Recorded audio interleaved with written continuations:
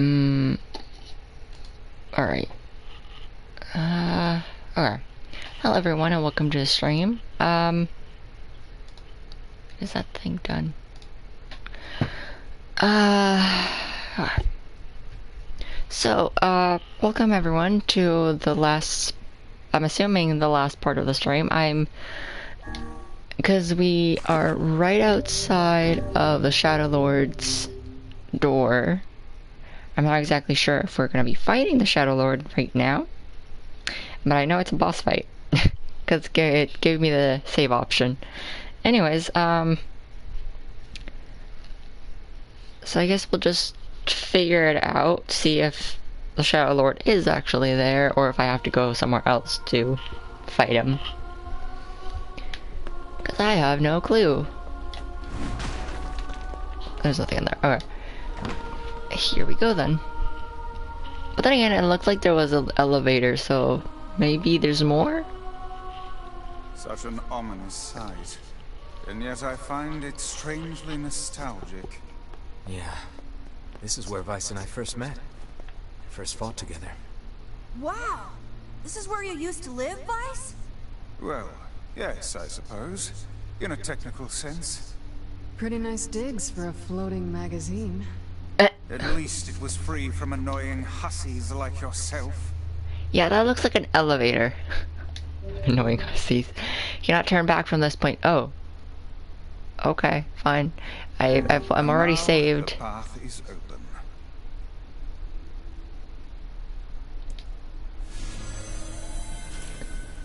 Does this mean it's the end boss? Cause it's never given me that question before, so I guess we'll see.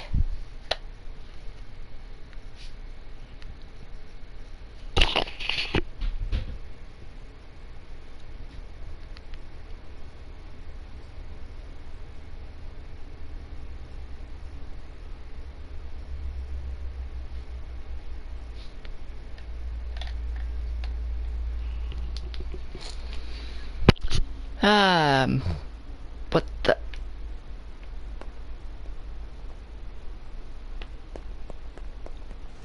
Oh, that's hilarious. Alright, so I'm assuming I have to go through this door because that's the only place I can go by the looks of it. What the?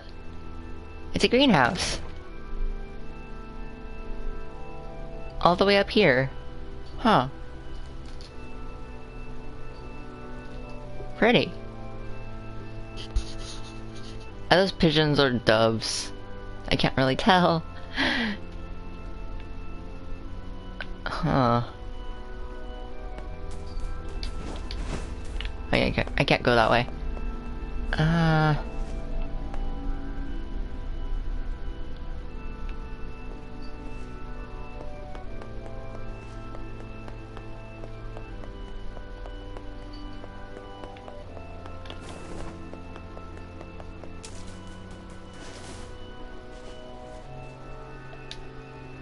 To whom does the true voice speak?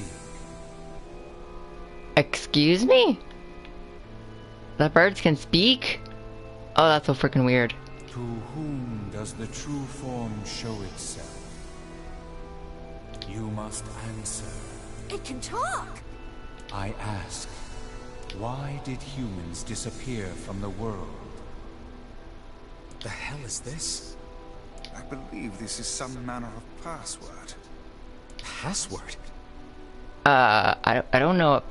Password? Yes. What? The correct answer should grant us access to the castle. Well, shit. I feel confident I've heard this somewhere before.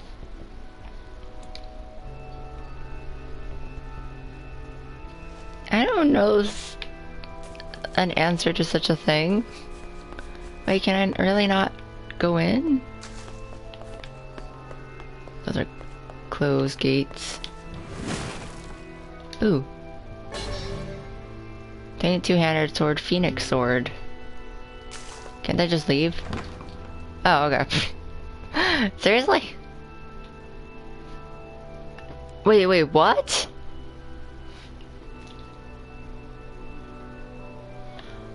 Oh, Oh, so I do have to find the password before I can actually go in.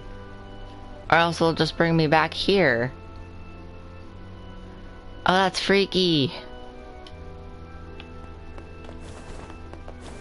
That is so freaking weird.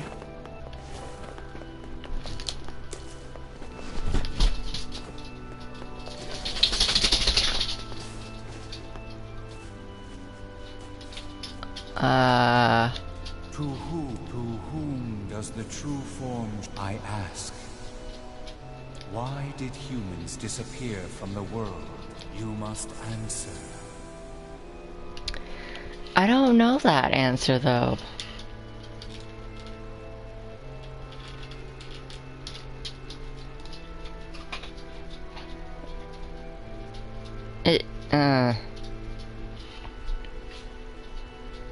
Is it like the answer supposed to be there or something? I have no freaking clue. Oh my god.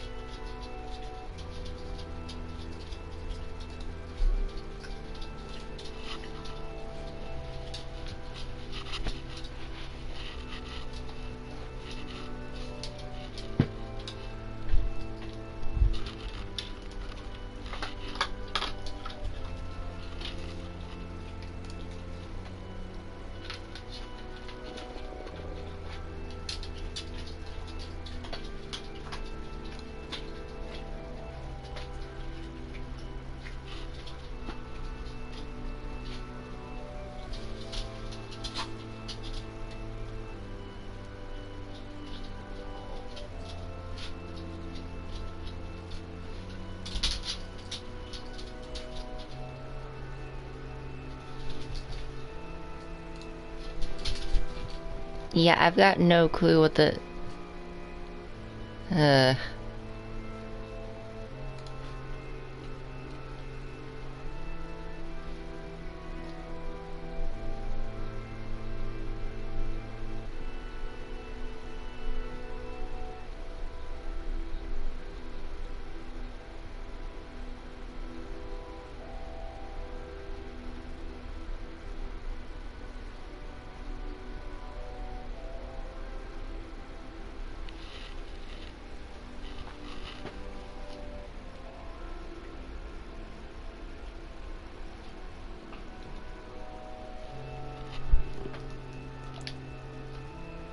Oh. Now you're giving me the... Okay. Because of black disease. Because their lives are short. I answer because their lives are short. Yeah, humans die because their lives are short. Wait, what? Did I get the wrong answer?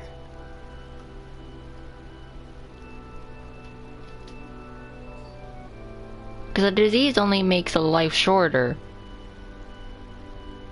Or it's a plague, basically. Blast. I appear to have made an error. Wait, what? Oh, so I got the wrong answer.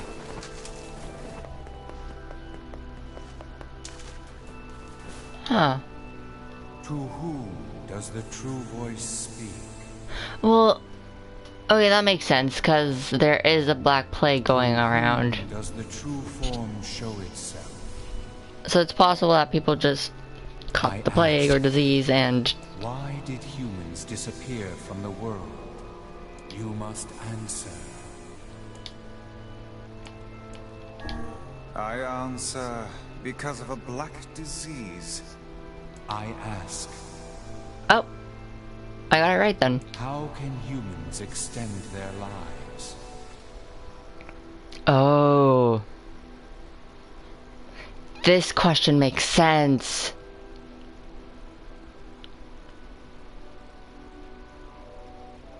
Because a lot of the people around in the game don't seem to age much. Acquiring the leaves of a sacred tree? No, but by separating body from soul. I answer by separating body from soul. I ask, what is the destination of souls?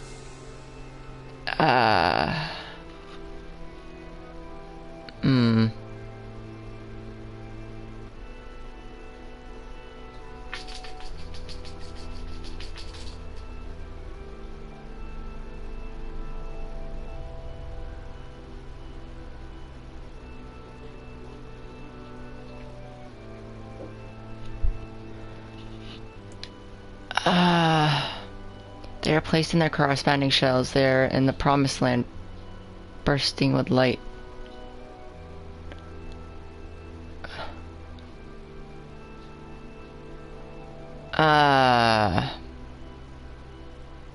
What?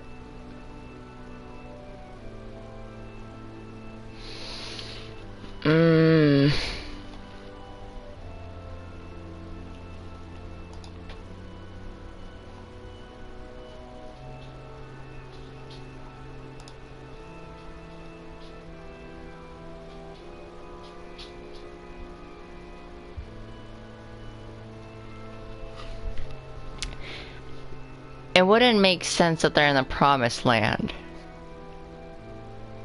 Considering that they're making their life longer by ripping their soul apart from their body. Which in turn would probably not make them exactly human. So I'd say they would be placed in corresponding shells. They are placed in their corresponding shells. That seems more like the likely answer. Very well. You are acknowledged as master. Oh. You may enter. Well then, it seems the way is open. Awesome. Can I go into the castle now? Or is it gonna force me back into the... Oh. Wait, what the... Excuse me? It's the twins from your village. Why are they there? Why is Popola and Devila the... Oh.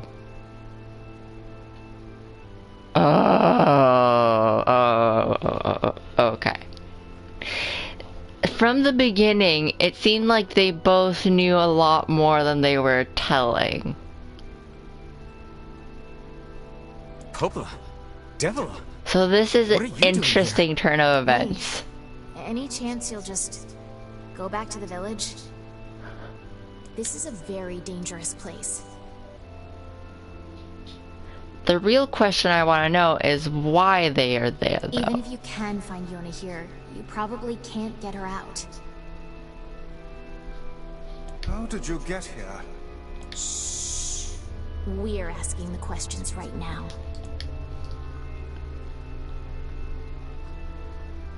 That's right, let's go back to the village. No! No way!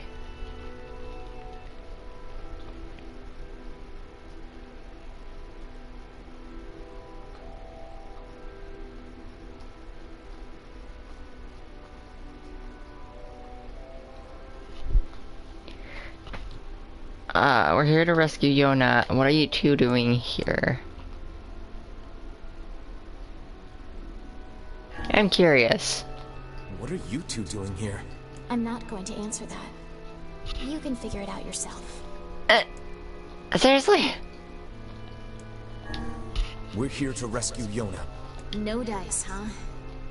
Well, I guess we don't have a choice then. No, I suppose not. How sad.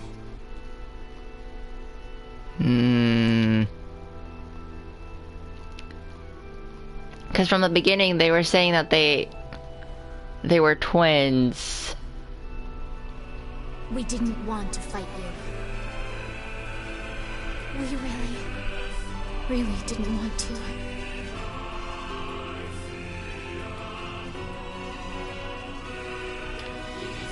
I don't have to fight them, huh?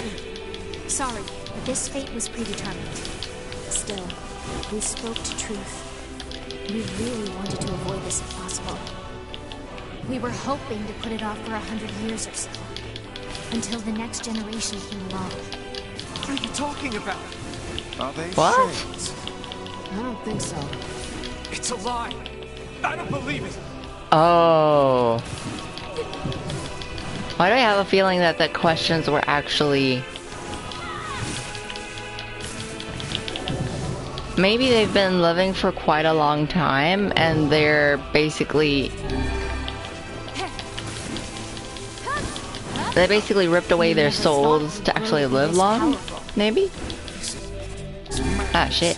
Why do you block our path? You have no cause to speak so with us, Grimoire Weiss. You are a traitor. Traitor? Oh.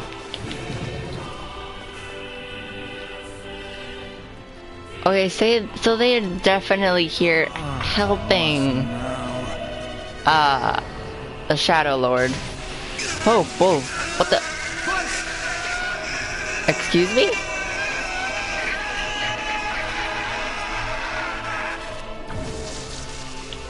What are they doing? Copied my powers. Use the sealed verses. Of course we can. The power came from us in the first place. You were simply loaned a small portion of it. Wait, seriously? Weiss, are you all right? Tevela, Popola, why are you guys doing this? Why are you siding with the Shades? Eesh.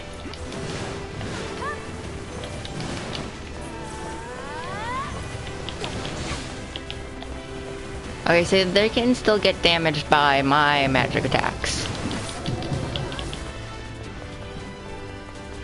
Are they gonna pop up? Oh, right there. Literally right where I was standing.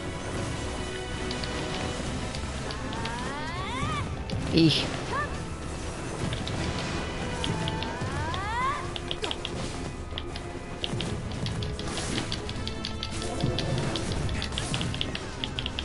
Eesh.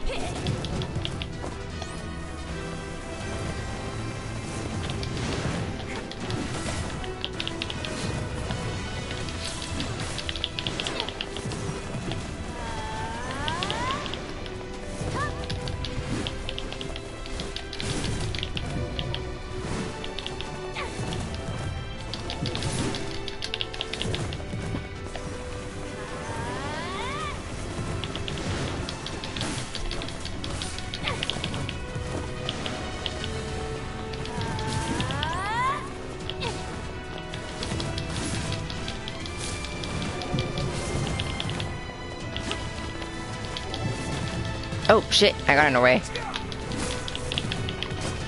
Oh, let's see. Ah, seriously?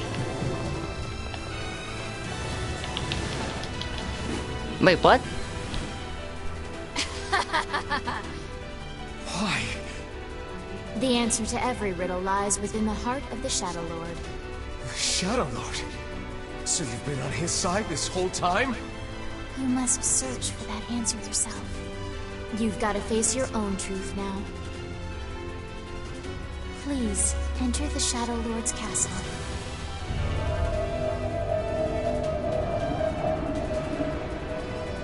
Wait, so they're just leaving after fighting me?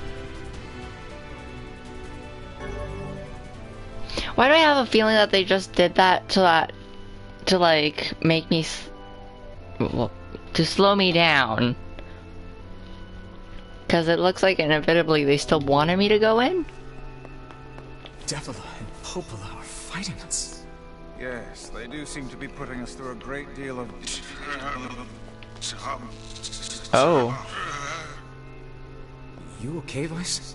How odd. For long years, my mind and tongue have been my greatest assets. But now the latter seems to be... Well, Weiss? do not look at me like that. I am Grimoire Weiss. I am perfectly... He's definitely not fine.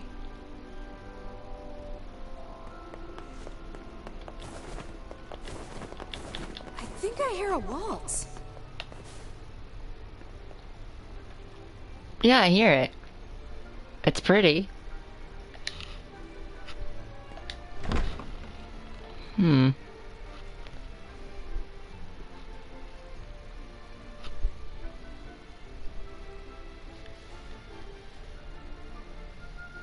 I wonder why there's music, though. Oh, that's pretty.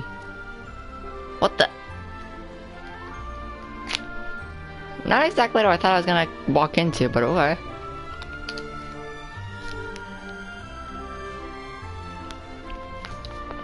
It certainly is a grand affair. Bunch of dancing bastards. They're all shades.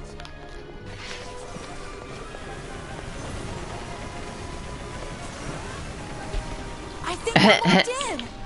It's not like I was planning to leave. Yeah, Yeah, it's definitely. too late for that.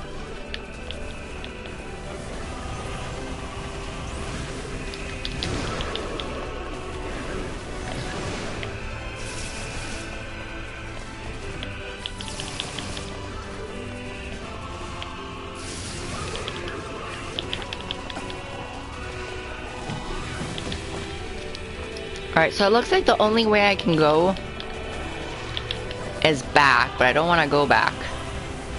I have to literally fight these things to actually get anywhere at this point. Which is fine. I don't mind it.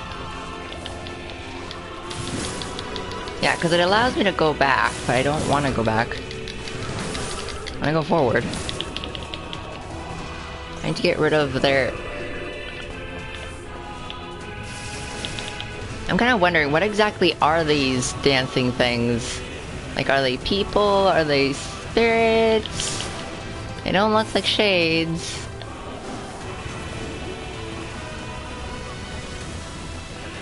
But what are they?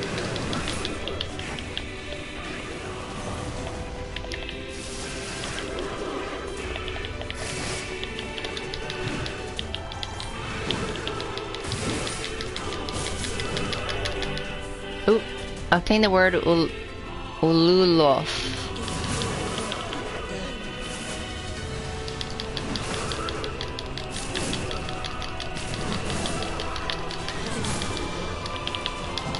Oh, shit.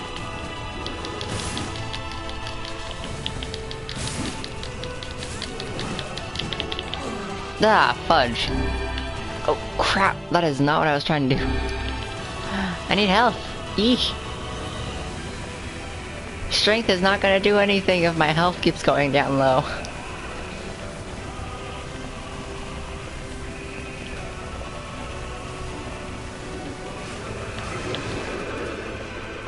But then again, I don't even know if they are actually dead or not. Oh, obtained another word. Awesome.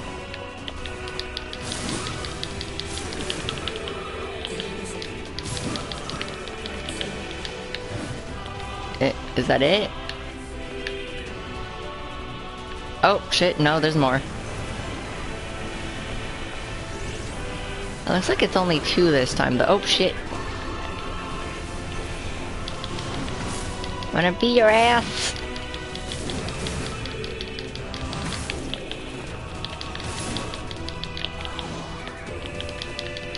Oh, shit, there's more. No! Don't roll into me. So rude. What in the world? Why is that one dancing? Oh, you gotta dance. You're not playing Dance Dance Revolution, dude. Come on. Ah, shit. Oh, it's a magic one.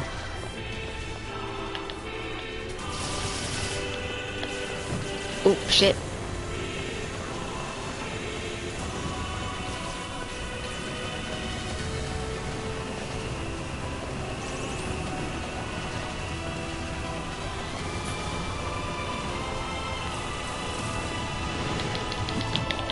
Oh, crap. Ah, freaking Jesus. I got cornered. I'm gonna die. I am legit gonna die. Like, nope. No, I will not fall down here. I will not die here. Hell no. No thank you. Nobody has time to die here.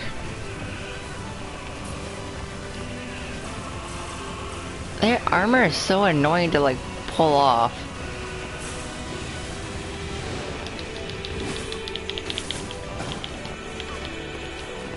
I'm wondering what the magic one is doing. Is it, like, fortifying their powers or something? That's what it seems like. Oh, shit.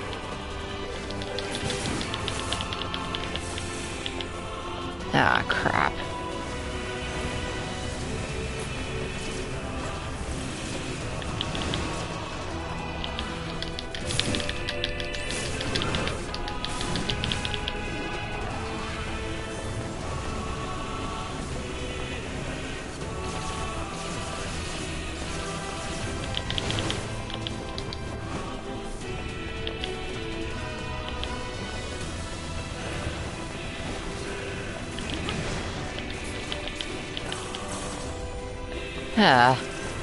Oh, one of them has a seriously? One of them now has a shield. Great. Just perfect.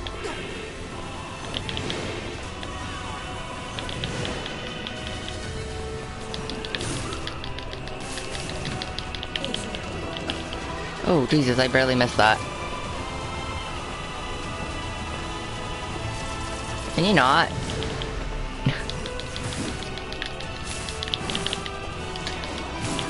Oh, shit.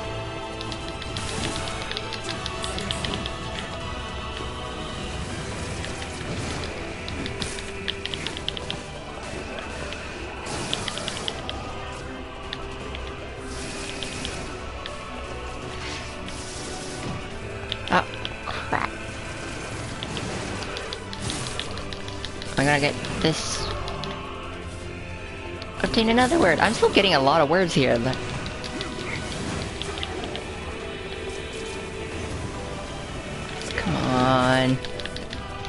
This guy's armor is not fully off. Oh, shit. I swear they'd be rolling on me.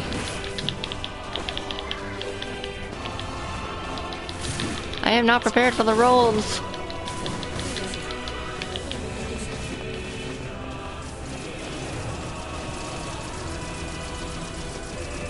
Oh my freaking god, are you serious?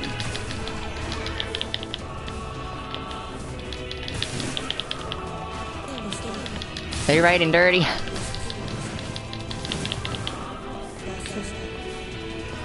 Oh!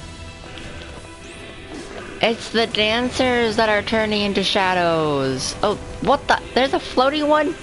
Are you kidding me? Since when could you float?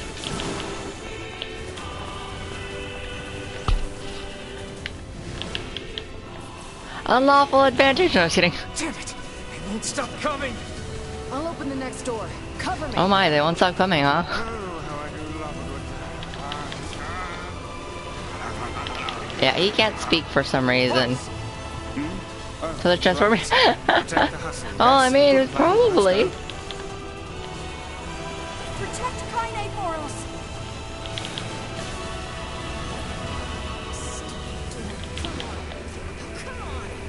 Kaine! Hurry! I was just trying to open the door. Open yet? Do I look like a goddamn locksmith to you? Ah, what the?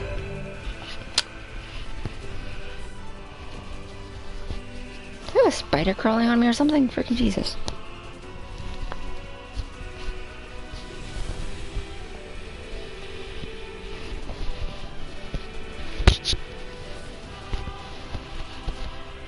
Oh, no, just my imagination. Eek.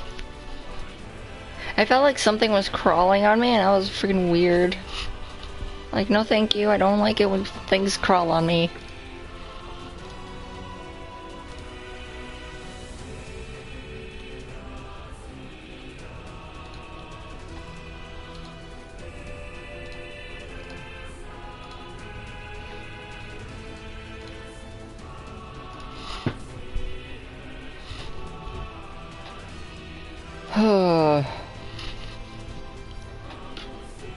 It's a great thing that I can pause right there, though.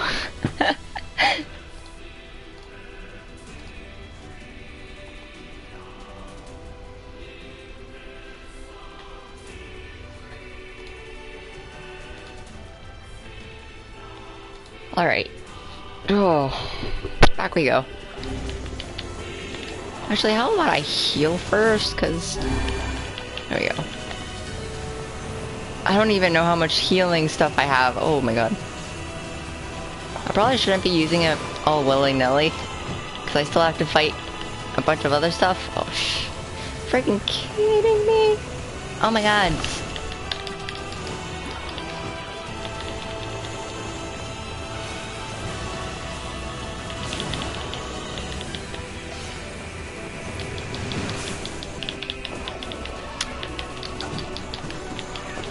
I literally can't win here. What the heck? Freaking seriously.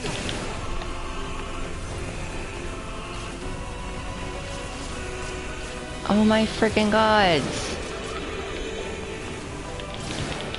What the hell is this? Ree.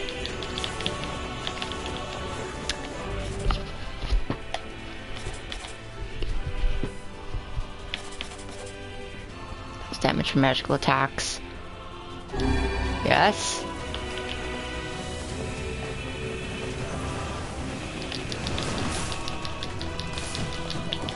Oh, come on.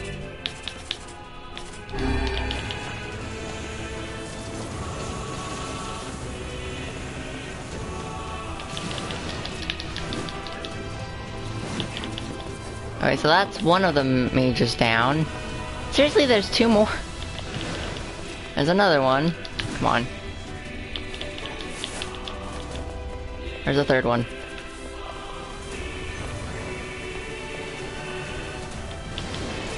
Oh, freaking thank God. Okay. There's a third one. And now I just have to deal with these guys.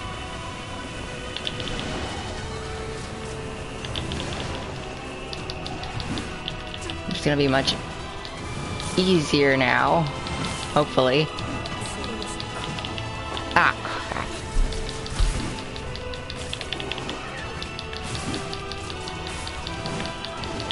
No, you idiots! What are you doing? Love doesn't want to open? Fine. I'll just break it down. Stop, you impatient fool!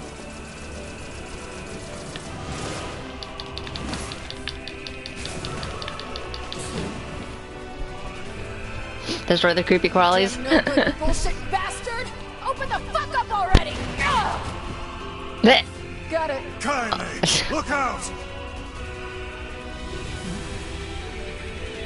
Oh no, get out of there, kinda.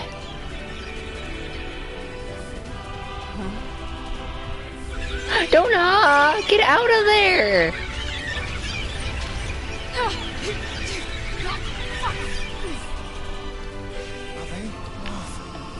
These things are freaking me out.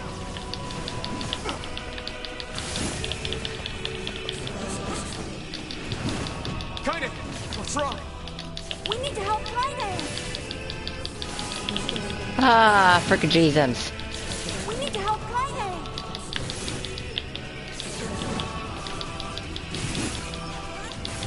Yeah, I know I gotta freaking help kinda, but I have to get rid of these things first.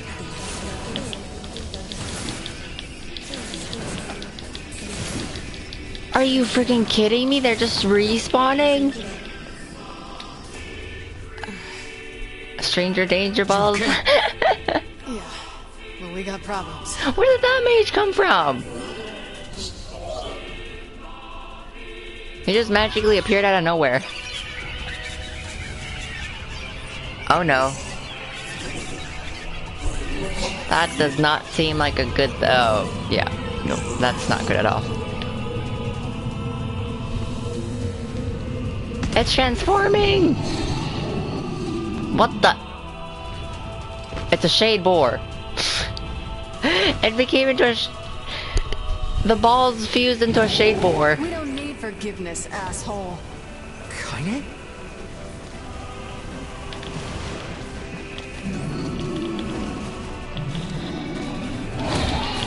Oh shit.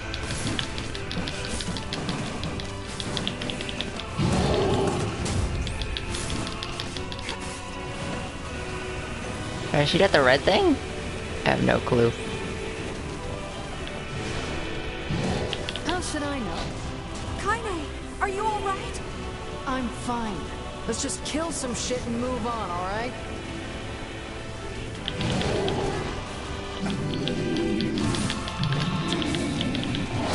Damn it! How can something so big be so fast?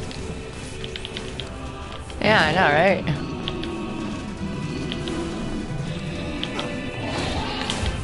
Oh, shit.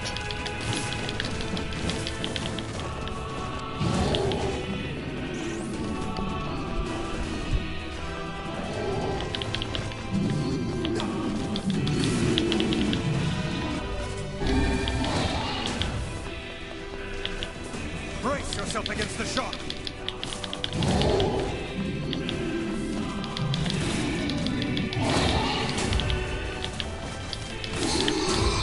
Hey, alright.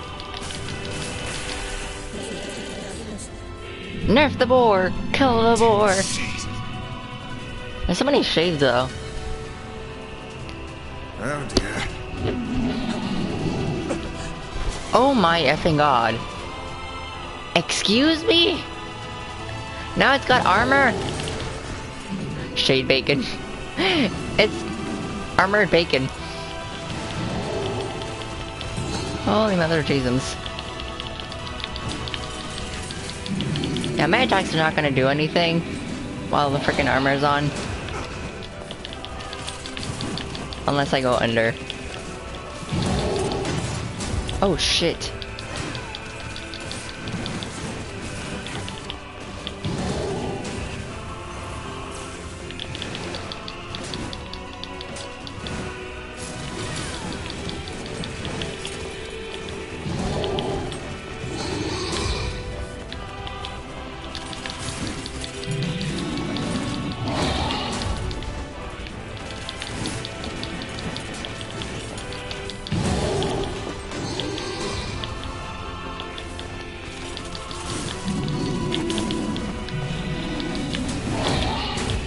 Oh shit.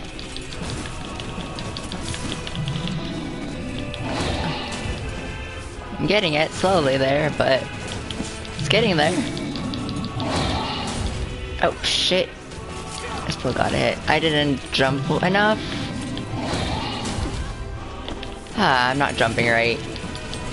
It's also because I'm trying to jump while I'm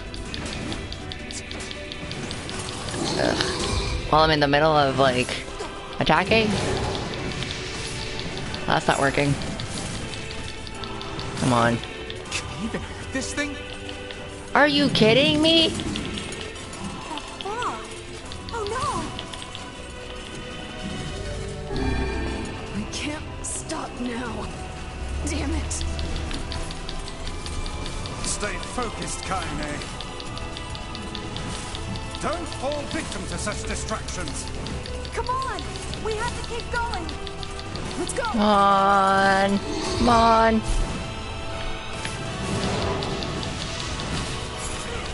Are you kidding me? It heals like it's nothing? Oh, okay. The door opened. Might as well go.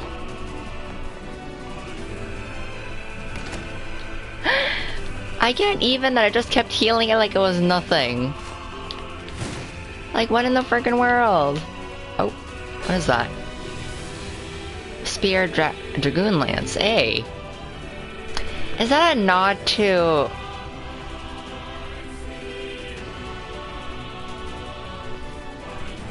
Is that a nod to Final Fantasy?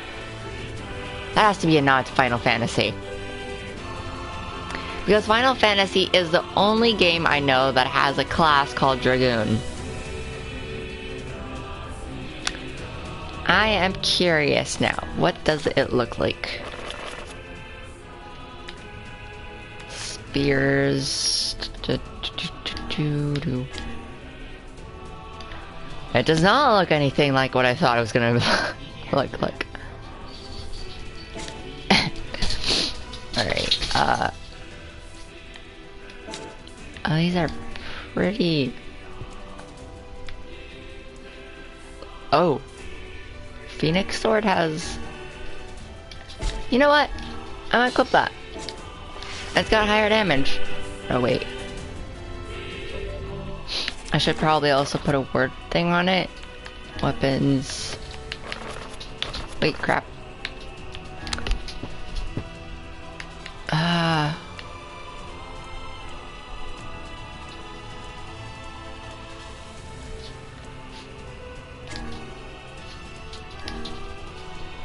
Wait, was it Phoenix?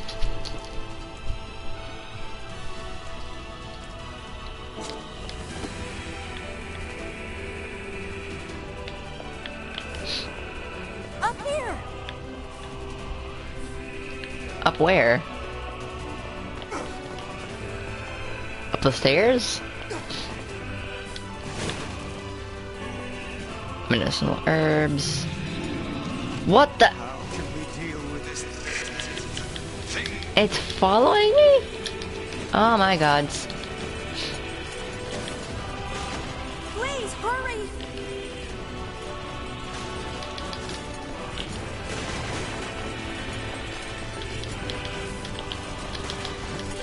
Holy Mother of Jesus!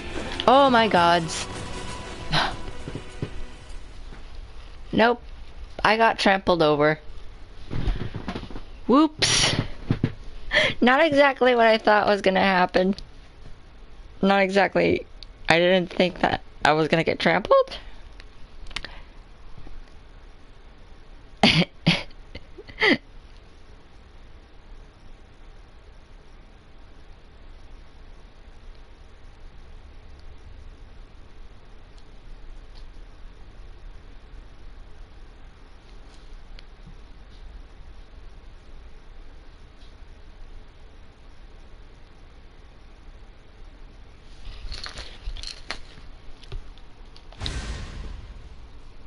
Let's try this again. And let's not get trampled this time. Up here! So basically just run, don't even pay attention to the boxes, just keep on going. Oh. Oh shit. We deal with this thing.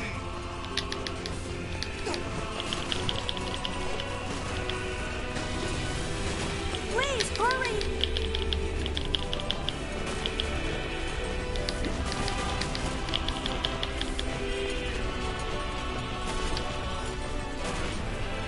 Holy Mother of Jesus. Oh, I made it. Okay. Am I still gonna have to fight it? What in the world? It's gonna keep chasing me, isn't it? Damn it, I can't get it open. Hey, got in. Attack incoming!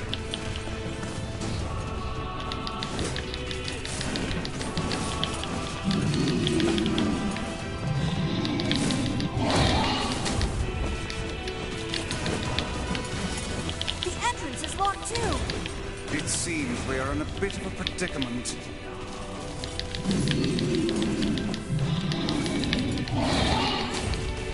Oh, what the? I jumped right into that. What? Strike the beast. What in the while it's down. world?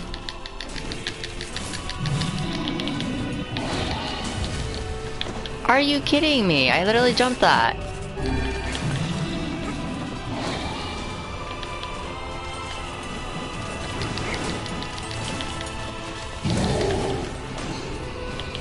Hit the thing while it's down.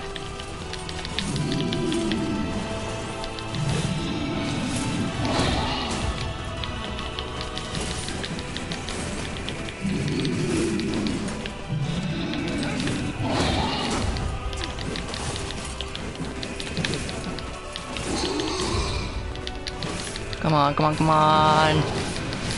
It's still. Are you kidding me?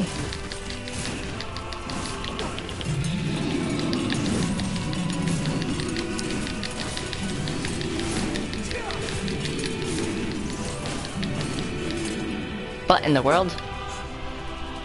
Oh. Alright.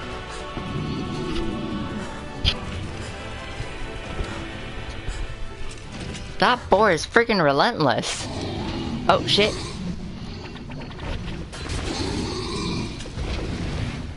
Where in the world did all that come from? Those spears. Oh! Wait, what?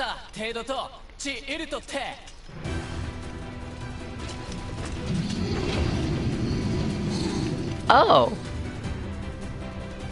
Well then.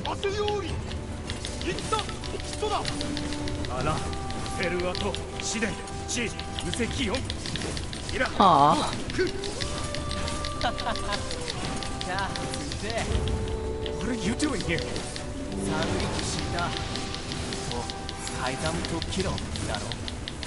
You are correct. So they're basically here to provide support, which is awesome. But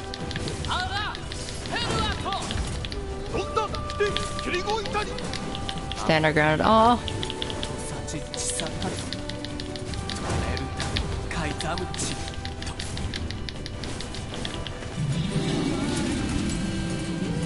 Oh, the door's opening.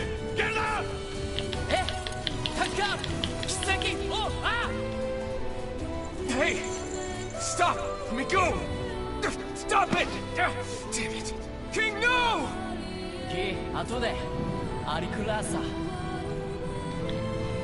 But then what if you don't survive? No! Open the door! You can't fight that thing on your own!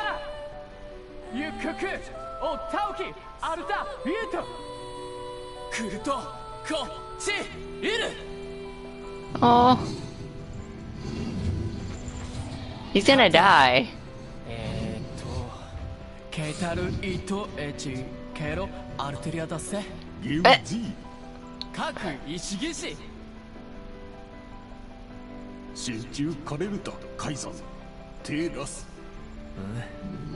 Oh.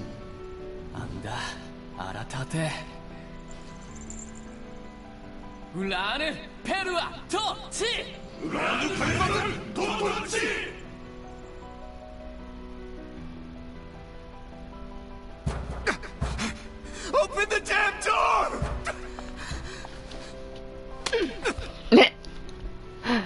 Knock it off already. Let's go. Kaine. He's fighting for you. And for Fira. Don't let him die for nothing. My friend.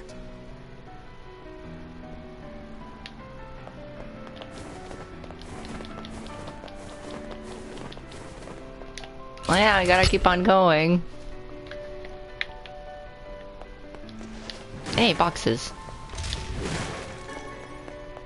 Recovery potion. I need to replenish on my health salves. Oh, I have enough strength capsules. Alright. Seriously? This is a long ass hallway.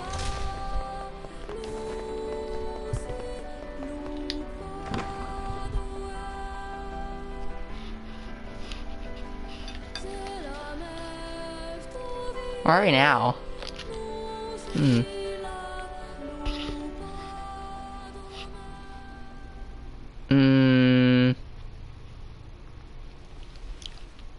It's them again.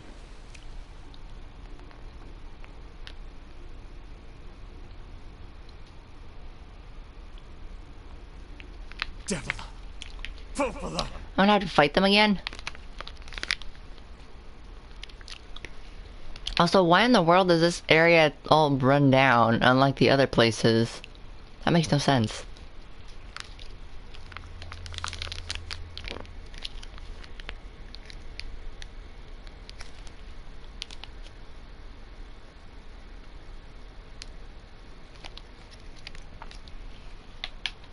Oh, look. You made it. We've been waiting for so long. Yeah, right. Why are you doing this? It began 1300 years ago. Wait, what? Humanity, finding itself on the brink of extinction, undertook a last-ditch rescue plan called Project Gestalt.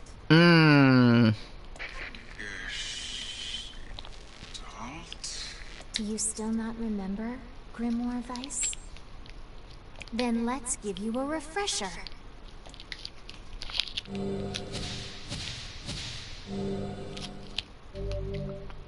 Wait, what?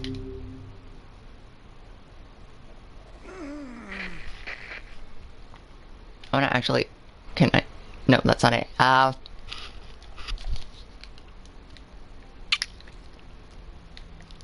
Okay, I can't pull it up.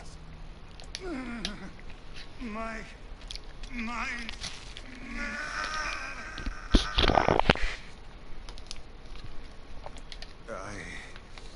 I remember.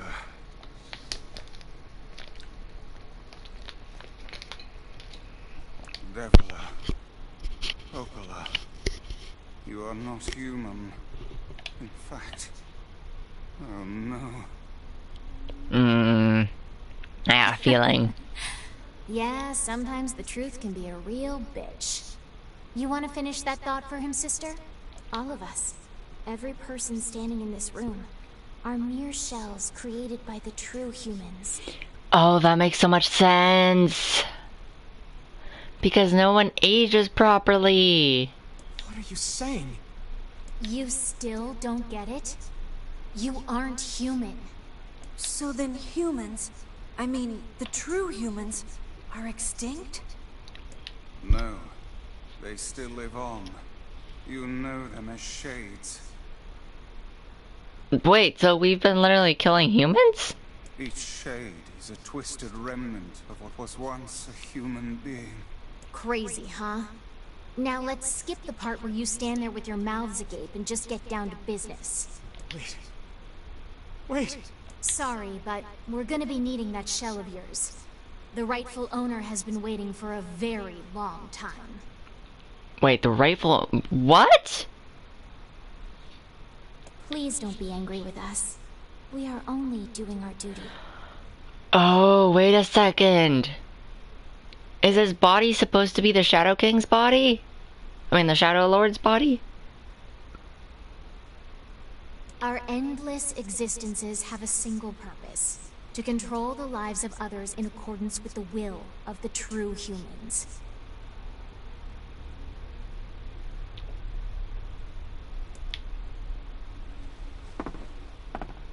You have your own motives, your own desires. And we have ours. I fear it really is just that simple. Don't speak such foolishness. Sorry.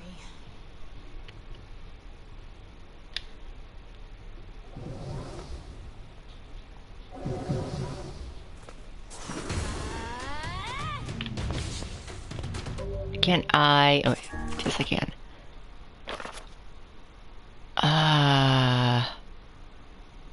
Oh. But stories, vision, tutorials, documents. There we go. We got research, letter, Project Gestalt. As noticed in the previous report, implementation of Gestalt mode can prevent the white chlorinization syndrome we recently experienced. What? Transfer the bodily information to civilization repressed replicants is proceeding as planned with the genes of the originals safely stored inside. Our role as surveillance androids to prepare for when the incurable bacterial disease eventually dies out is also underway. So far, this is proceeding without issue. Observer 21. Oh, Observer 21, codename Popola. Popola and Devil are androids.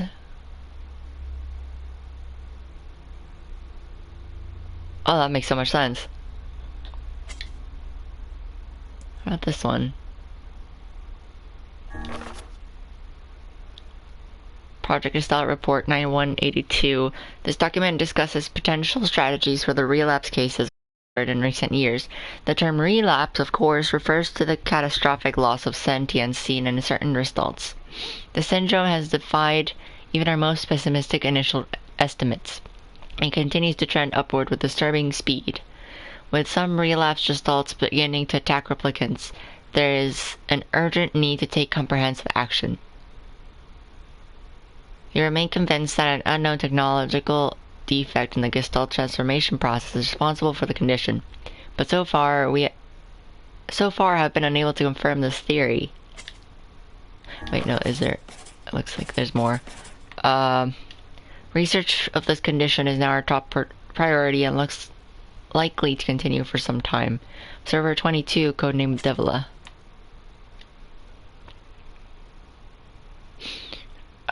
Project Gestalt. Oh, so there was 3 tomes. We know Vice, the noir book, and the other book. And then the one on top of those is one of the books that we eventually fought in the beginning. Shorthand minutes of Case 23, Emergency Response Conference, Committee Special Meeting. Issue observed upward trend in relapses noted and discussed. Issue acceleration of restoration schedule approved. Report debate over using codename Noir for human restoration schedule. Preparations to launch Vice coding system for above. Order collection of guidance and release code for Crow alongside Vice's launch. Oh. So the main character, the tomes, Yon and Yona are part of the Gestalt project.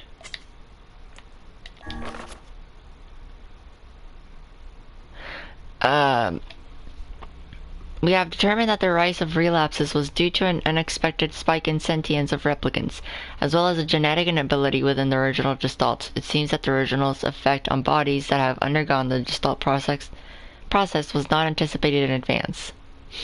Immediate action must be undertaken to identify the links between this trend and the original Gestalt, along with its sister, the relapse case known as Yona.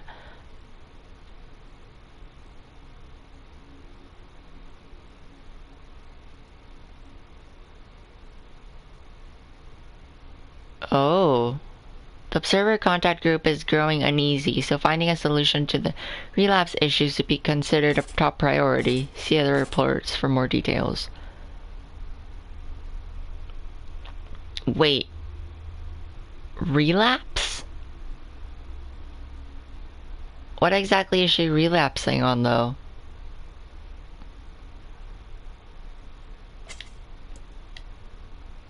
Oh, that's it. You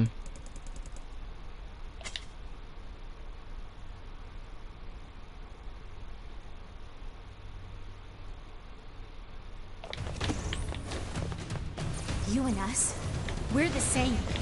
Tools in the hands of a master. No. I'm nothing like you. Oh, shit. Are you kidding me? I can't attack her? Stupid, I can only attack one of the sisters. Oh well. Which is freaking stupid because both of them can attack me.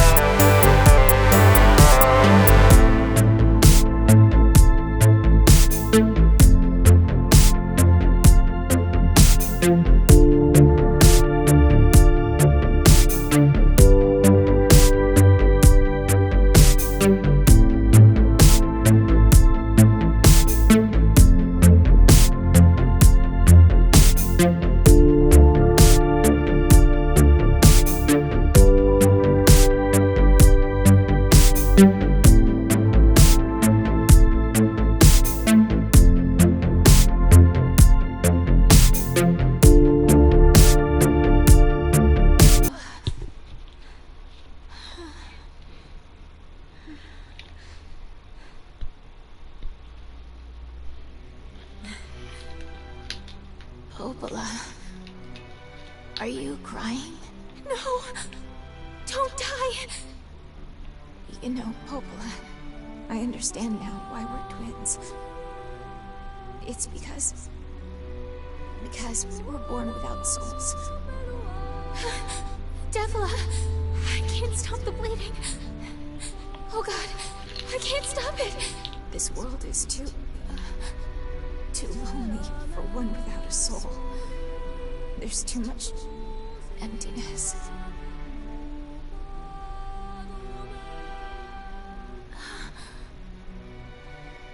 Our souls are missing. And yet somehow our tears still work. It's kind of weird. Sorry, sis. I love you. Devla! Devla! Don't you go! No, no, I can't be alone! Devla! Well, that's what you get.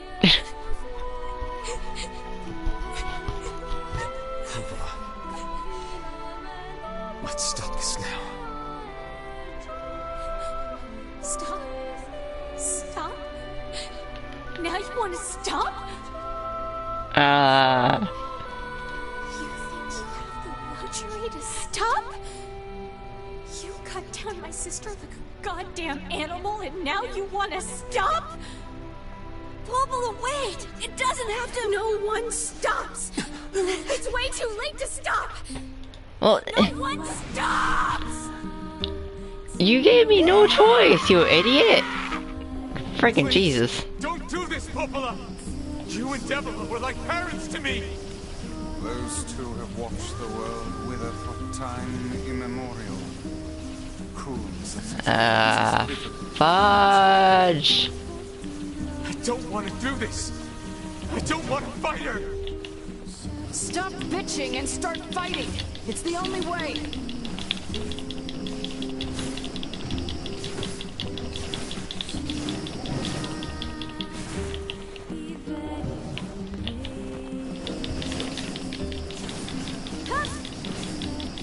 I'm literally nerfing myself while trying to check. But that's kind of stupid of her, because it's like, she's like, oh, you cut down my sister like an animal. It's like, you gave me no choice. Stopping. No stopping ever.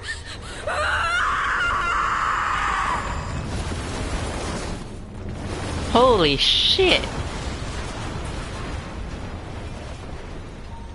The bridge! Blast! We're trapped. I've got an idea.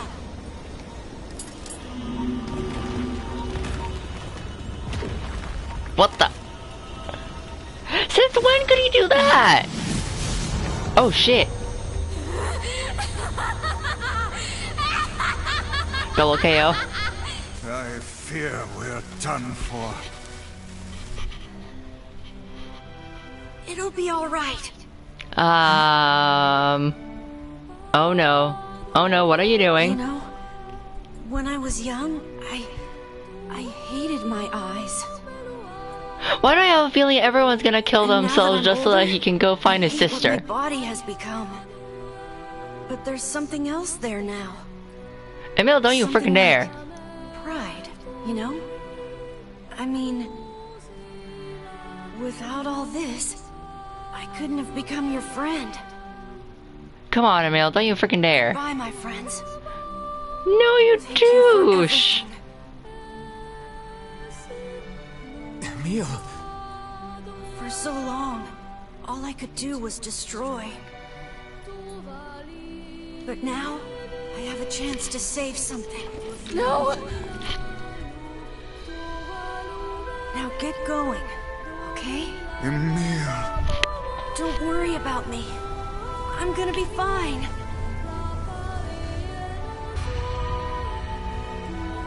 Emil! Emil! Emil! You jackass, get back here!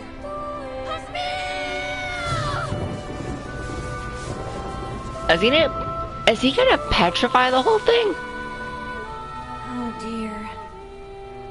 Kaine's so unstable, and Vice can't stop arguing with people. I hope they can hold it together once I'm gone. Well, I guess they'll just have to learn.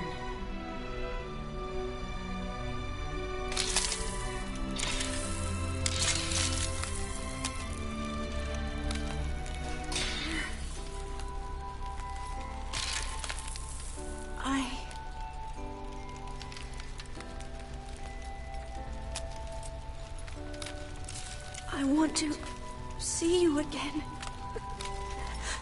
I want to see all of you again. Just one more time.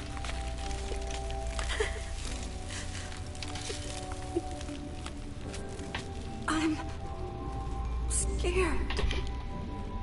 I don't want to die.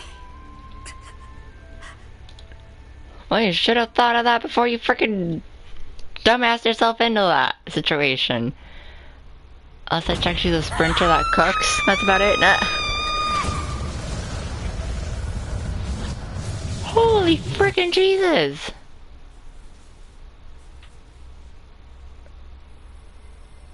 Did she just freaking black hole that freaking area?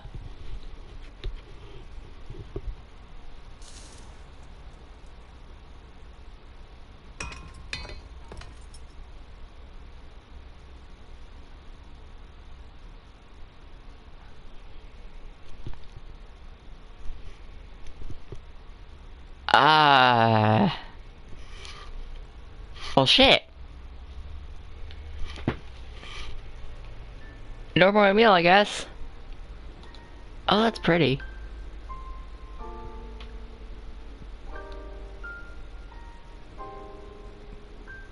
What the?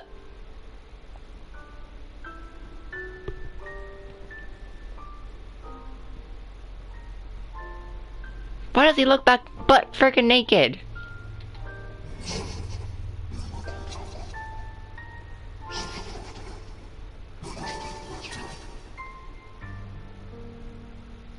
I elect these guys for DBZ Fighters DLCs.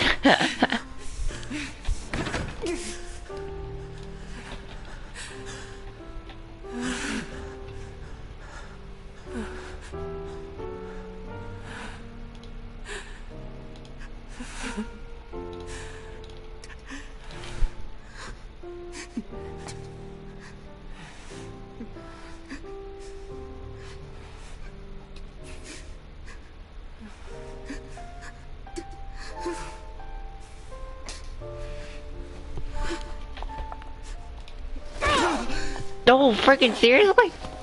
Jesus, Kaine.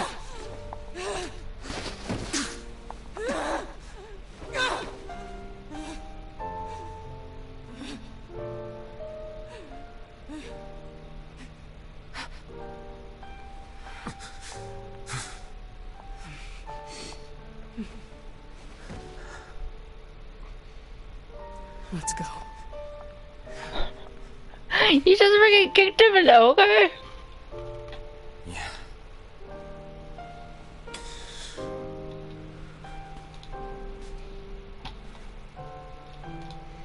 That escalated quite fast.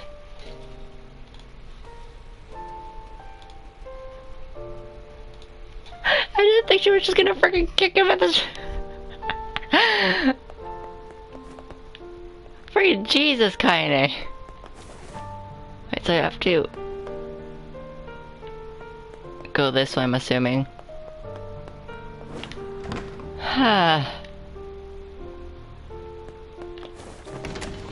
Are you kidding me?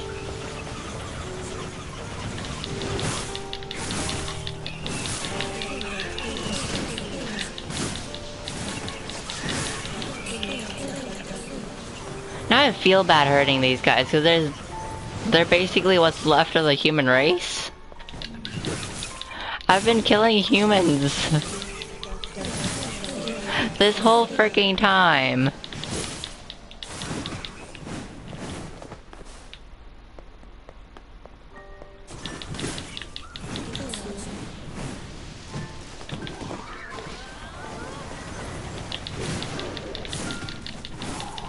What type of bullshit is that? You whoop my ass emotion and all we're fighting.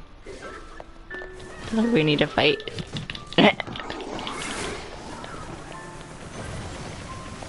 I need to- oh my god, okay. I need to get rid of the shields on these guys because I swear to god they're freaking bulky as fuck. Ah!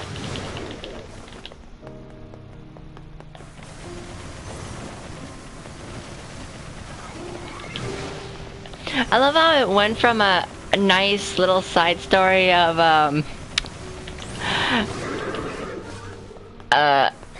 boy trying to look for his sister and helping people along the way to holy shit, you've been killing humans the whole time and everyone you know is dying.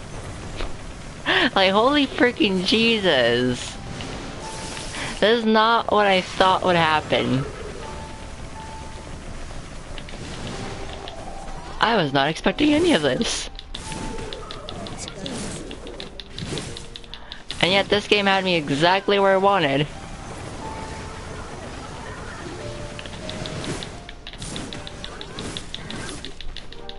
Come on, go down.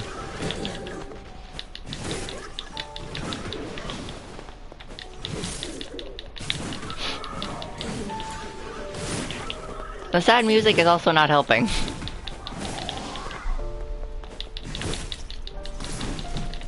Nope. I am not a pancake, stop flopping on me. Right. To the door we go. Seriously, another hall?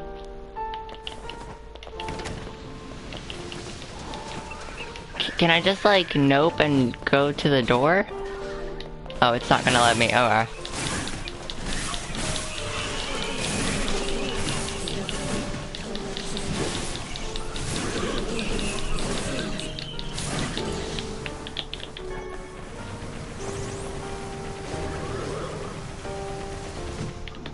No, freaking Jesus. Okay.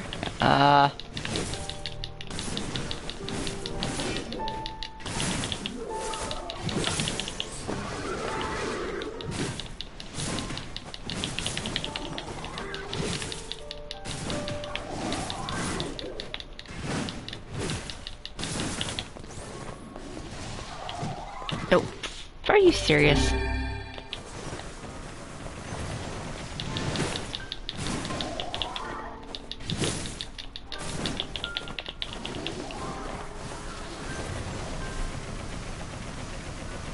Like, don't get me wrong, the music is really pretty, but it's sad. It's trying to manipulate my emotions. Eh. It's like we're just gonna shove it in your face that you just lost one of your companions.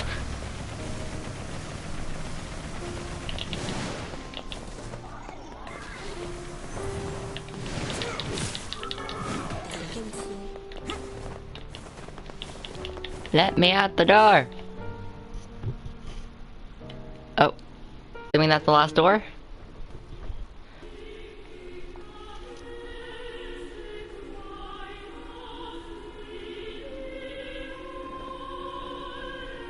What in the world is that place? Oh. Okay. So there's the sister. Yona!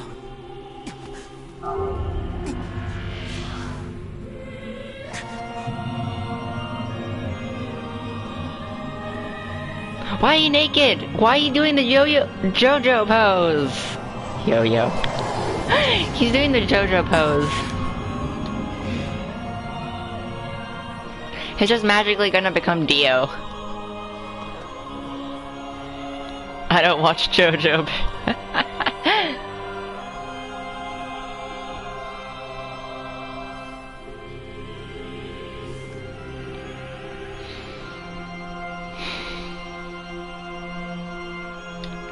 This ends here.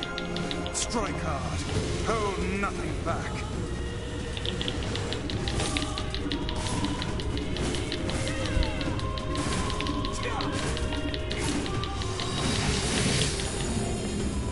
How can a mere tool hope to stand against the Shadow Lord?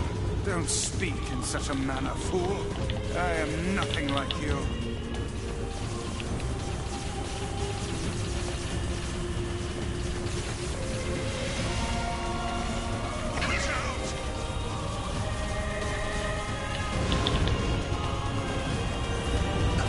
Ah, shit.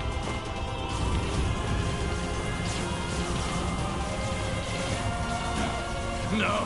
Impossible! Wait, what's impossible?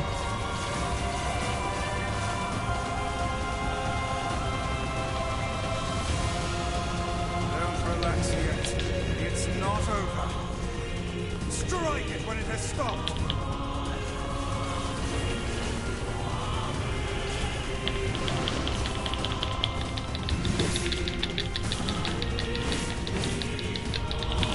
Oh, shit.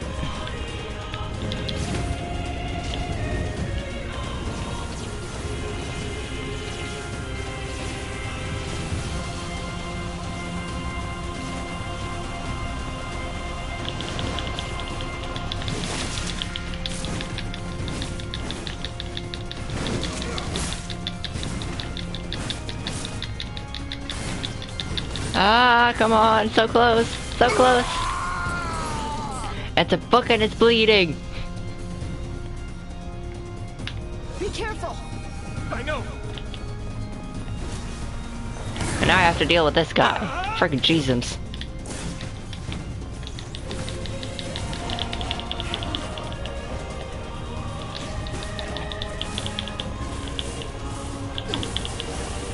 Holy mother Jesus.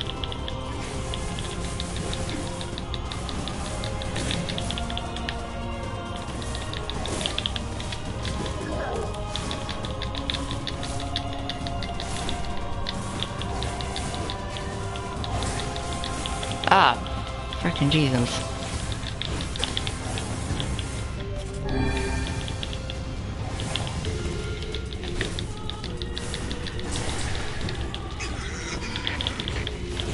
Vice, you alright?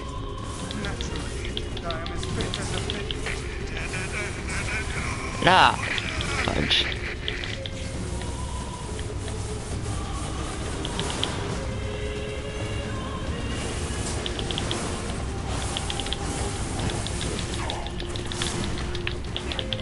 Holy mother of Jesus. Are you freaking kidding me?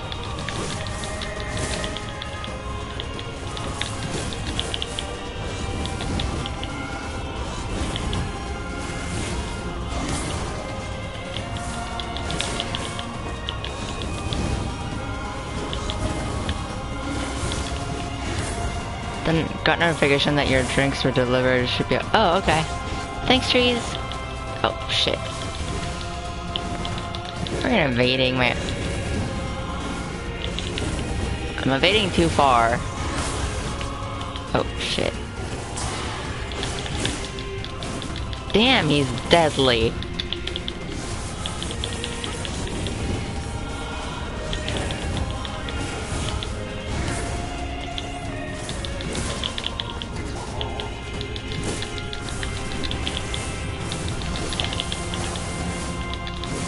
There's a lot of rolling in here.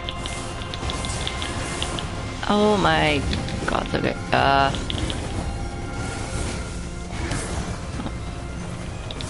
Jesus, he doesn't stay still. Not even for like a split second. Oh, Jesus. Ah.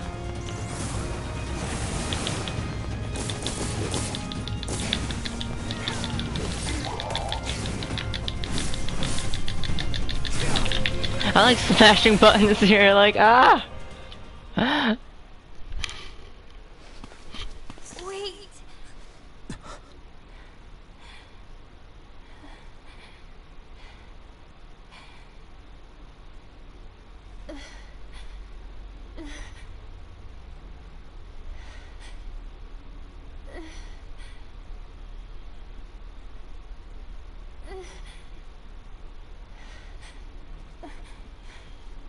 Brother?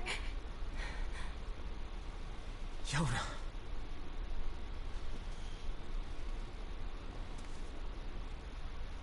Oh.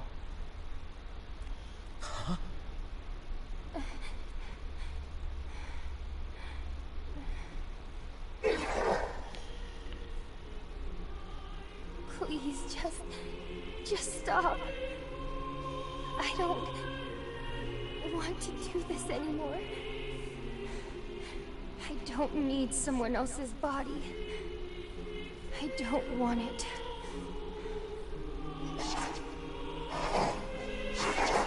There's another girl inside his body.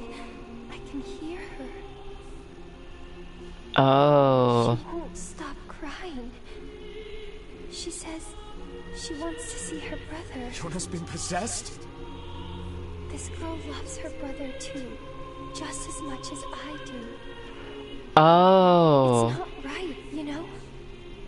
It's not right that she can't see him.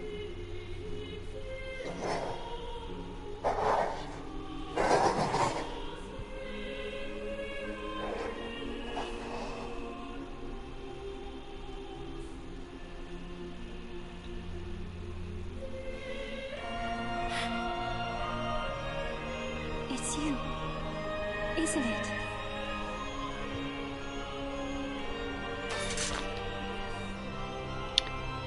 Yes, it's me. Let's go home.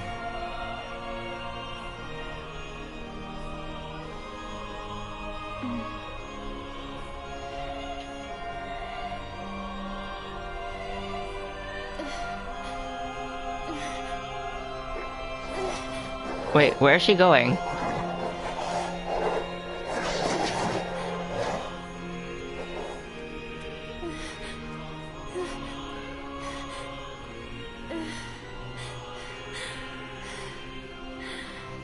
Why is she going to the... I'm really sorry.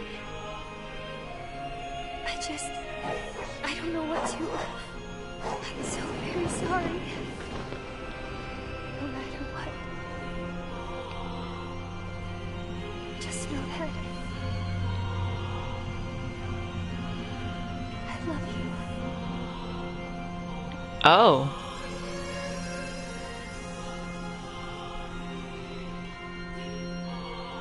Wait, so... Hurry. The shade that possessed her is gone. So his sister is now basically permanently gone. Because shades can't be anywhere near the light. Oh, no, he's angry. Cut! Watch over Yona for me. You want me to understand your sadness? You think I'm gonna sympathize with you? I swore to protect my sister and my friends. If someone Where are you? else is in danger, Oh, you're over there. stand aside or be cut down. Now come on! Let's finish this!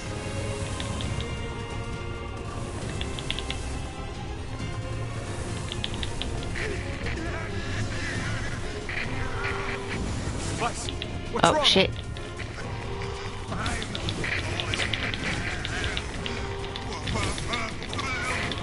You're freaking me out here, Vice.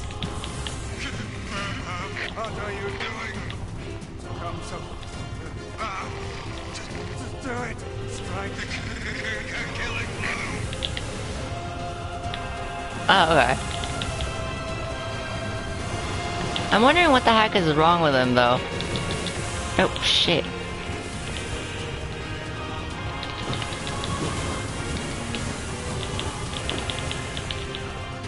Jesus, he's fast. Oh, shit.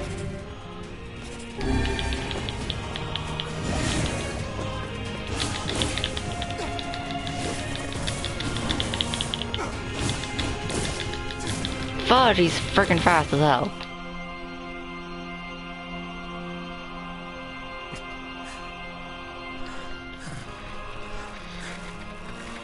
What is wrong with your voice? No bother. One moment, please. You okay? Fine, just fine. It's no time to take a nap. Alright, no, I'm not. Vice. It seems some headstrong idiot has decided to push me beyond my limits. I should have taken that job as a cookbook when I had the chance. Sorry. Only joking. I hate cookbooks. But Let's go. Out of the way. I have one final task to fulfill. where are you going? Why, to stop him, of course. But after that, it's up to you. Only you can see this battle to its conclusion. I wish you luck, my friend. You can't. I swore I'd always fight by your side. You are an exceedingly stubborn lad. You know that, yes? Perhaps that's why I've so enjoyed our time together. But I fear this is where our journey ends. Vice! Wait, what? Oh, and remember what I told you about using my full name. Well, forget it. I've grown rather fond of Vice. What is he gonna do? I knew you'd come around. Don't let it go to your head now. What are you doing, Vice? Are you sacrificing yourself?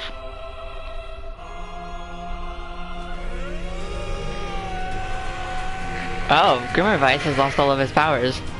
What?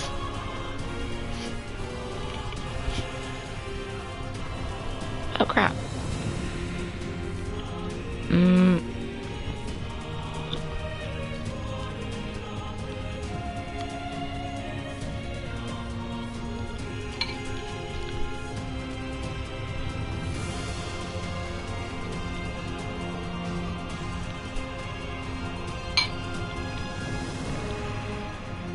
Oh.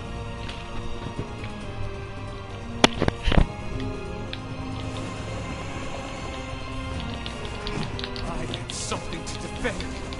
I have a reason to live. Oh, come on. Are you freaking kidding me?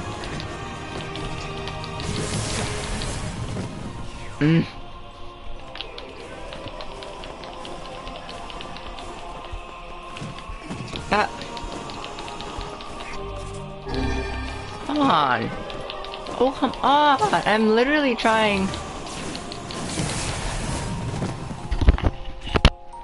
Yeah.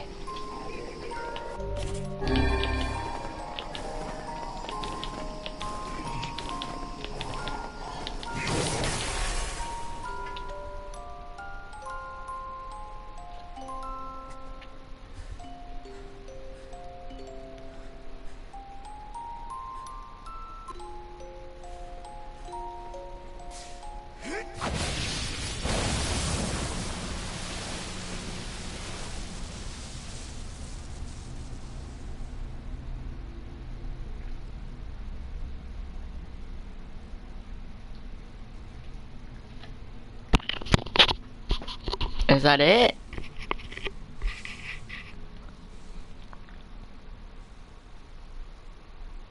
Wait, if shades are supposed to...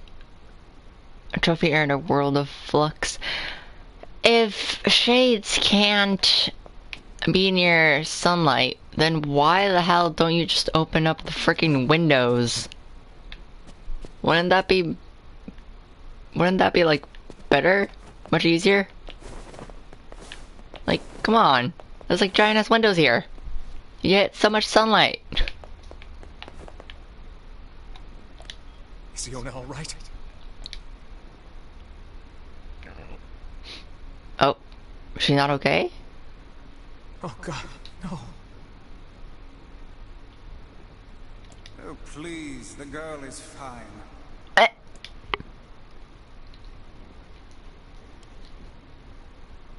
Weiss?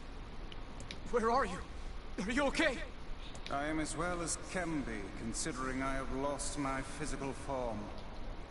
Aw. Doubtless my voice will be the next to go, so listen closely. Your sister is safe. Do not mourn her, and do not give up hope. Instead, you must call her back to you. How? Use your memories. Recall the times you spent with her. Present her with proof that the two of you live still, and that your lives have meaning. I don't know. Typical. But take heart. I know you can do it. Well, he was rarely ever around her. What's my favorite food? Cookies. What's my favorite book? That's my magic storybook. What's my favorite place? Home with you. What's my favorite flower? The lunar tear, of course. Okay, one more question.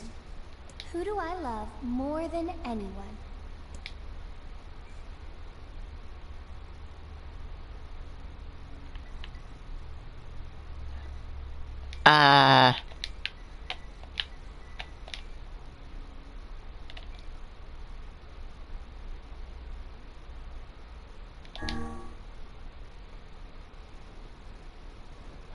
Oh, it worked.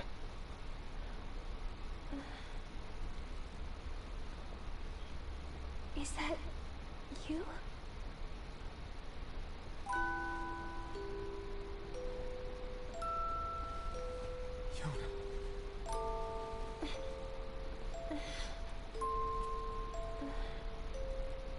Is this my body? Yes, Yona.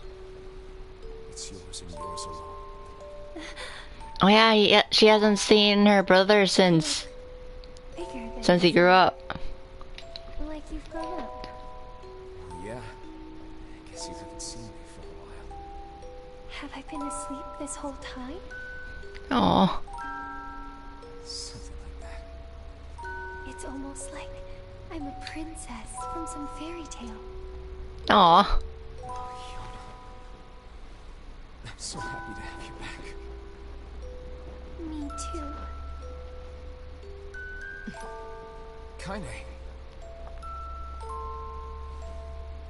You and your sister, you have a good life, okay? Where are you gonna go? Guess I'll... You could stay with us, you know. Thanks, but I'll pass. You know how it is. I got my own shit to take care of. What do you mean? Personal shit, alright? Anyway, take it easy, yeah? Kaine. Hey, look. I think she's Beautiful.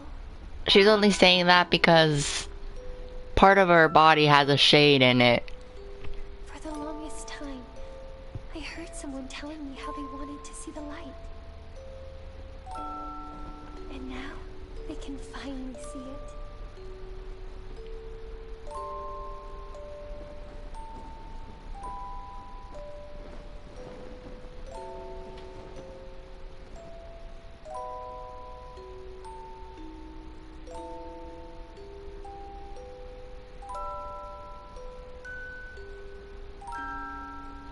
I think the Project Gestalt was supposed to be like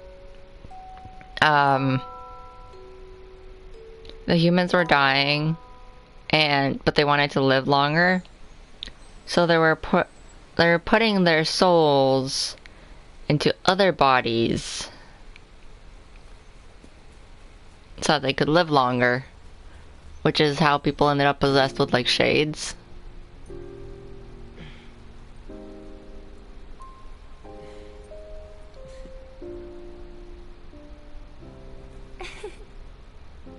Thank you. I love it.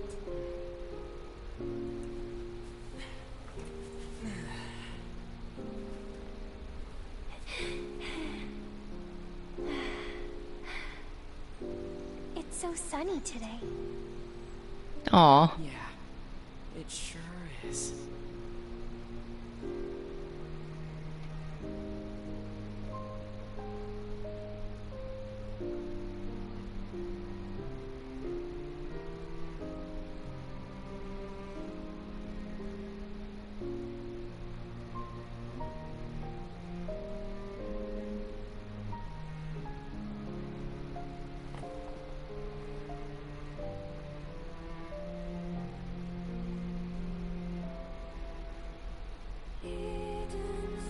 Story of two different sets of siblings, basically. And that's the credits. Okay, I don't think I can skip credits. Okay, I'm gonna let that run. Once it's done, I'll restart the game, if it'll let me, and see if anything has changed in the game. Because supposedly this game has multiple endings, I don't know if the endings are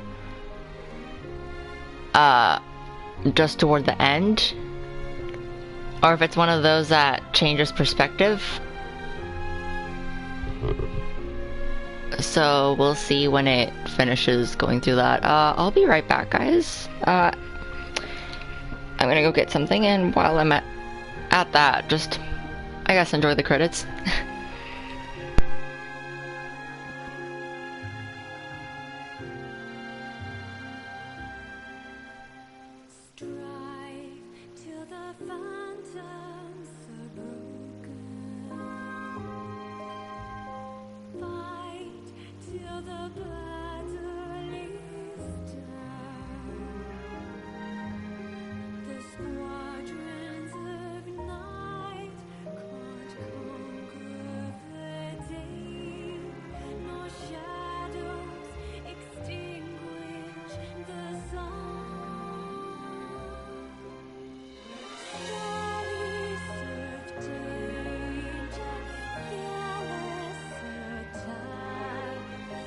Spare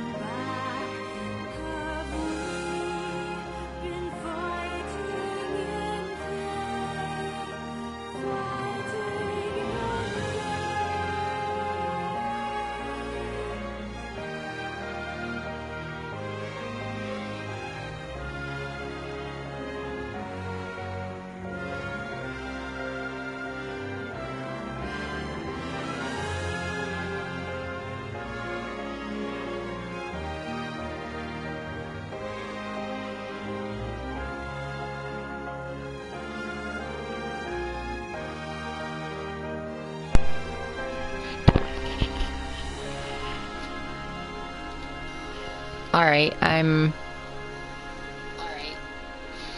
back. The credits are ending. Everything looks good. I'll save.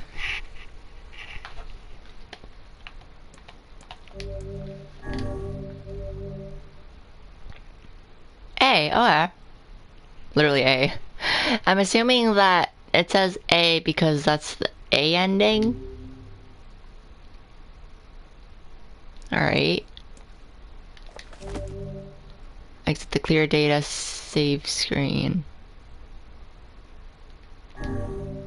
Ending B. Load your clear data after completing the game to experience kindness story.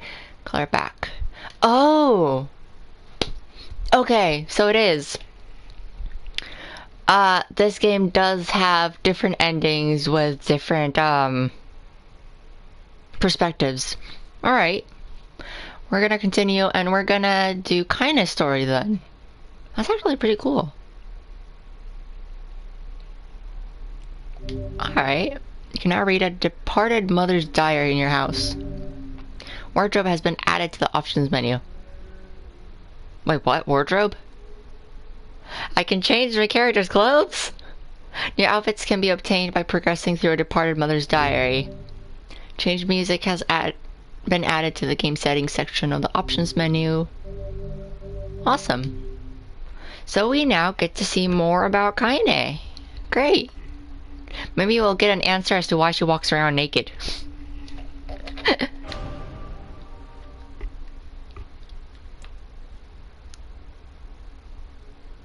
I'm curious.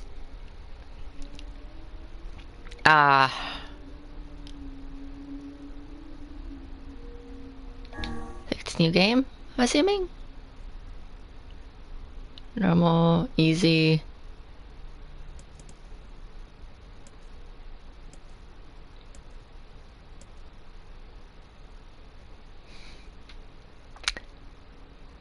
I don't know.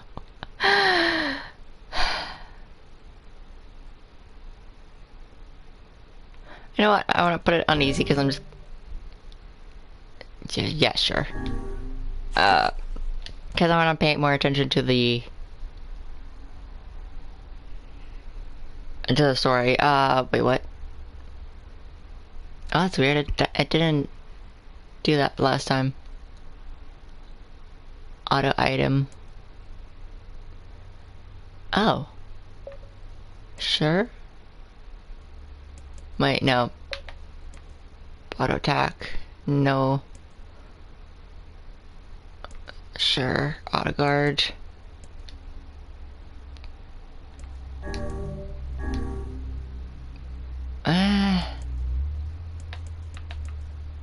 I'll just leave it on. Alright.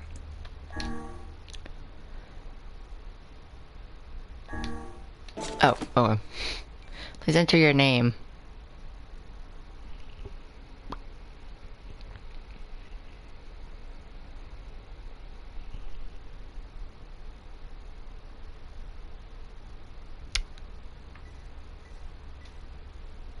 But then...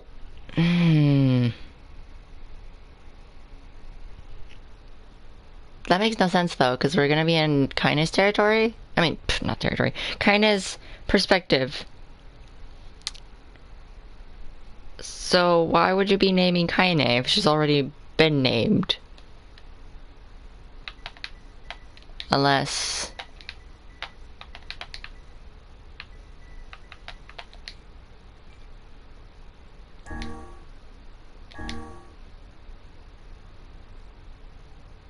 Oh, okay. I see. I see what's happening. Oh crap.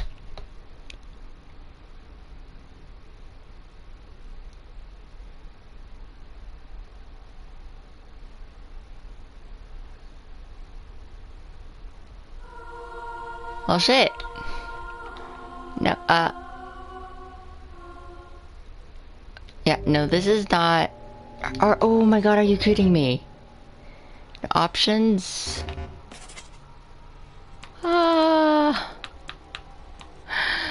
no!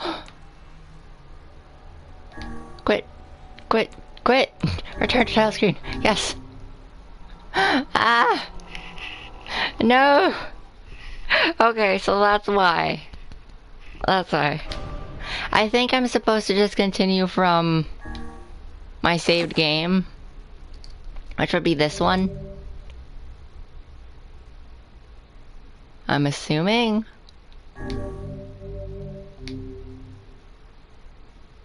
I'm not exactly sure.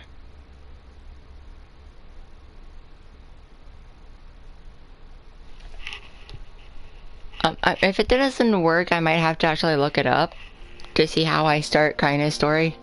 Whenever I interacted with Kaine, I was reminded about something from my past. Maybe my mind has been confusing her with my sister this whole time.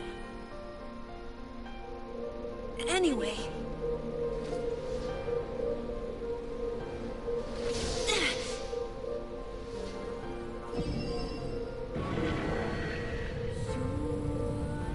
Oh, so we're starting here with Kaine's story? I thought we were gonna be starting like prior to meeting the main character, but I guess Kaine's dreams. Wait, what? Oh, we're in her dreams. The sound of rain filled the village. The steep cliffs that surrounded the area magnified sound, causing even the slightest drizzle to rattle like thunderstorm. The thin wisps of smoke streamed from huts as the villagers huddled in their homes and waited out the rain. A single child, however, had braved the downpour and was now wandering slowly toward the wooden hawk-shaped weather vane at the center of town. The wanderer reached the vane, which had existed for as long as any could remember, and started. The child's face was simultaneously delicate and fierce, like a teacup that had survived a shipwreck. Those traits combined with pale white skin to give the face an almost sexless quality. If the beak turns east, I go home. If it stays west, then I... The child blinked. Rain slowly dripped down the young one's short hair and began its long descent to the ground. Come on. Come on. The child felt a slight breeze and watched as the vein slowly creaked to life. Spinning this way and that for a moment, it finally settled with the beak pointing firmly towards the east. East?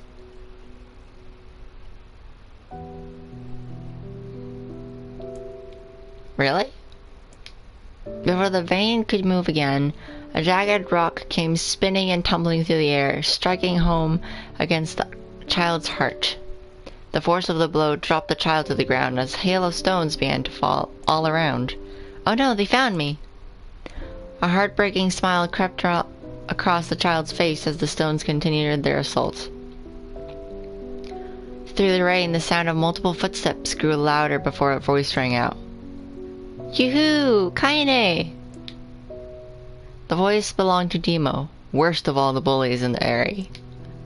As Kaine struggled to stand, a final stone came skittering through the mud and bounced against her foot.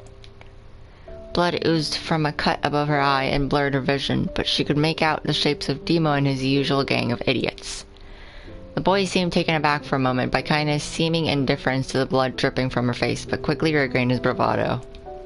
What's up, freak? You like the rain? You like getting all wet? Or did you finally decide to run away from home? Though she knew it was futile, Kaine turned to leave.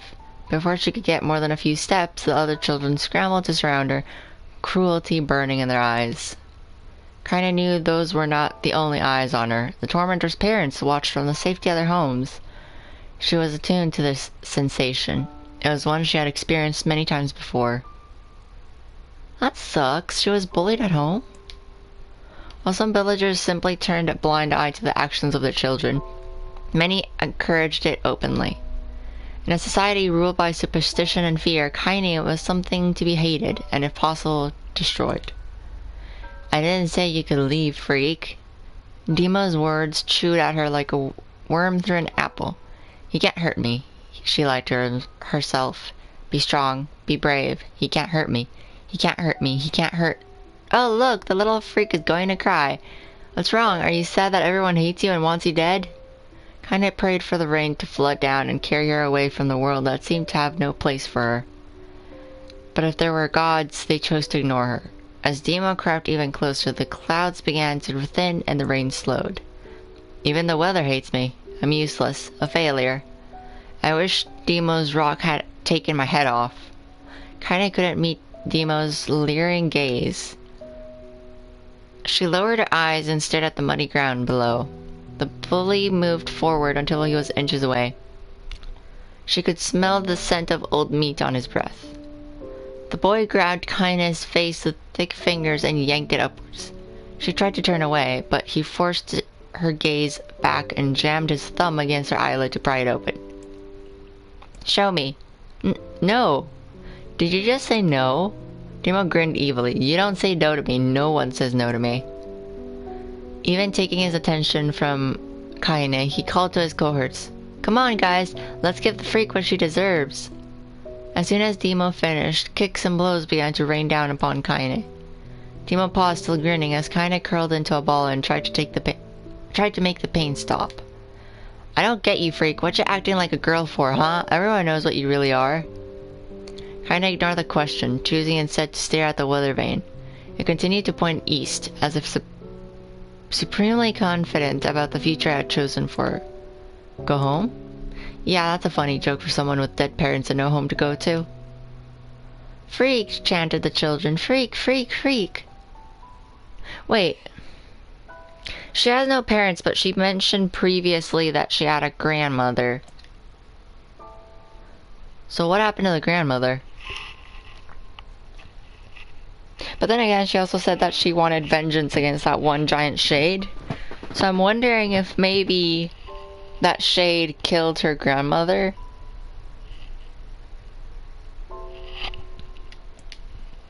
Kinda closed her eyes and listened to the rain, waiting for the pain to start again. As the clutching hands of the village children closed around her, she bent her mind to the sound of the rain, letting it become her world entire. The rain fell, but the pain never came. Only when the laughter of her tormentors turned to terrified cries did she dare open a single blood-caked eye.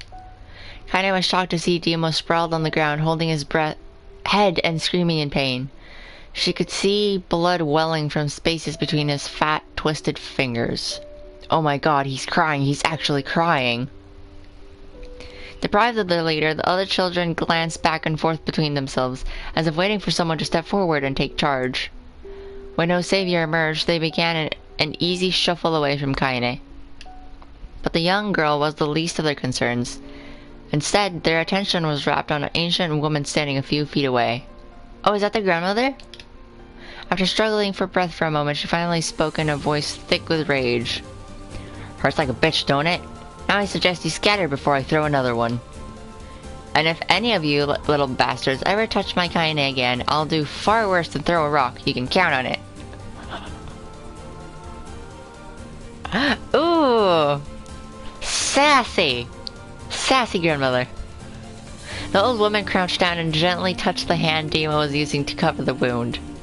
Before he could think to protest, she ground her palm into the wound and twisted back and forth. Ooh! Oh, that's painful! Ow! He screamed, leaping to his feet. Stop it! What are you doing? Quit whining. Ain't no one ever died from a scratch. You hit me with a rock, you stupid bitch. A big one. That thing could have killed me. The old woman shrugged. Death is the best cure for stupid. Oh my god, yes! Demo's face twisted with rage at her words, locking his eyes on Kaine. He took a step backward and spat on the ground. Get out! Leave this village! No one wants to hear, either of you! Seeing the old woman grab another stone, Demo and his companions turned tail and ran. As they fled, the old woman grabbed her side and barked out a single laugh. Ha! Look at that fat boy go. Guess he's healthy enough to run from a fight. The woman's smile faded as she turned her attention to Kaine. Kneeling down, she removed her shawl and placed it around the young girl's shoulders. then produced a cloth from the folds of her dress and began blotting at the blood on her forehead. "Oh, Kaine," she said, "why didn't you fight back? You're stronger than that lot." The words of her grandmother stung Kaine, and she turned away. "Don't be nice to me," she said. "I don't deserve it. Nothing matters anymore." Her tears, held in check for so long, finally began to fall on the muddy ground below. "Everyone hates me. They think I cause bad things to happen. They think I'm a freak. I wish I was dead." As Kaine's tears turned to sobs, she felt her grandmother's hands on her shoulders. Despite her advanced age and diminutive size, she was a woman of surprising strength, and Kaine found herself unable to turn away. "Don't talk like that, girl.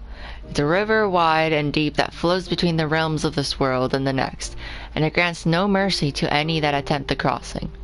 You got a duty to fight until your last breath. Understand?" The old woman tightened her grip and tried to still the tremor in her voice. "You know the pain of losing someone close to you, Kaine. You know because you survived it." As the words hit home, Kaine was struck by the force of her love for the old woman. As a young child, she didn't even know of her grandmother, but when her parents died, the woman quickly accepted her as her own. Aw. Grandma, as Kaine called her, was cunning, vulgar, and quick to violence. Well, damn! Why do I feel like she's the kind of woman that you don't want to get near because she'll like swat you with her purse? Just like you try to steal her purse and she'll just use the purse to smack you with it. She'll just smite you with it. Like it's nothing. And their first few years together had not been easy. But with each year that passed, Kaine and her grandmother had grown closer. However, it was only now, sitting in the mud with tears and blood caking her face, that Kaine truly understood the depths of her affection. Here was a woman who had seen hard times, who had seen death, who had fought through all these things and somehow emerged on the other side. If anyone could understand Kaine's pain and loneliness, it was her. "Do I make you sick, Grandma?" "Of course not. Don't be an ass." Kaine drew her grandmother's moth-eaten shawl around her body and shuddered. "But my body, it's not normal. If I was normal, then Mom and Dad wouldn't—" "Hush," interrupted Grandma. "I'll not hear another word of this nonsense." "Wait. So did Kaine have the whole shade situation on her arm since she was little? Is that why her parents died? I'm wondering if maybe she lost control and accidentally killed her mom and dad. But then again, that's just a theory. You're my granddaughter and I love you. And if folks have a problem with that, they could just go to hell. With that, the old woman reached out and placed a wreath of dried flowers in Kaine's hair. God, I miss my grandparents. The skill it took to bend the flowers without breaking the stems or losing a single petal was remarkable, and the beauty of it made Kaine want to cry all over again. Oh my gosh, these are lunar tears. Grandma, you made this for me? Lunar tears were legendary flowers. Most people could live their entire lives without ever seeing one, and yet her grandmother had somehow collected a dozen or more. Kaine reached up and touched the wreath as if she couldn't believe it was real. Where did you find these? Just stumbled on them while I was doing the shopping. The old woman turned away as she spoke, leading Kaine to suspect that the search had been more difficult than she was letting on. The pains she took to construct the ornament, let alone track down the flowers used in its construction, made Kaine's heart hurt. She reached up and gently adjusted the wreath, admiring the way it felt between her fingers. "Didn't quite turn out right," said her grandmother as she squinted at it. "These old hands have trouble with delicate work, but it sure looks good on a pretty girl like you." Kaine blushed and turned away. You think I'm pretty?" "Of course you are. What a fool thing to say." Thank you, Grandma." Her grandmother smiled. "We're gonna be fine, you and me," she said. "As long as we got each other, we'll be just fine." Kaine took her grandmother's hand in hers, and the two of them struggled to their feet. As they began the long walk home, Kaine gripped the hand with all her might, as if trying to stop smoke from drifting away on the wind. The rain had stopped. Kaine stood beneath the weather vane, watching it spin in lazy circles, no longer caring about the direction it faced when it stopped. I don't need to escape. I have a home now. Grandma loves me, and that's enough. Even if it's us against the world. Kaine let her gaze drift up past the vane and into the cloudy sky. The last faint hints of a rainbow were slowly fading. As she turned and headed for home, a light scattered into a million particles and vanished, seemingly taken away on the breeze. Kaine's dreams, daily life.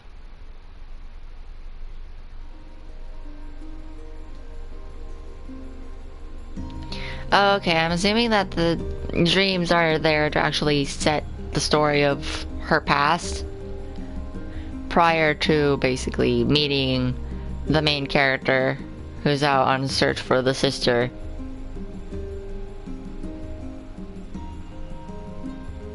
And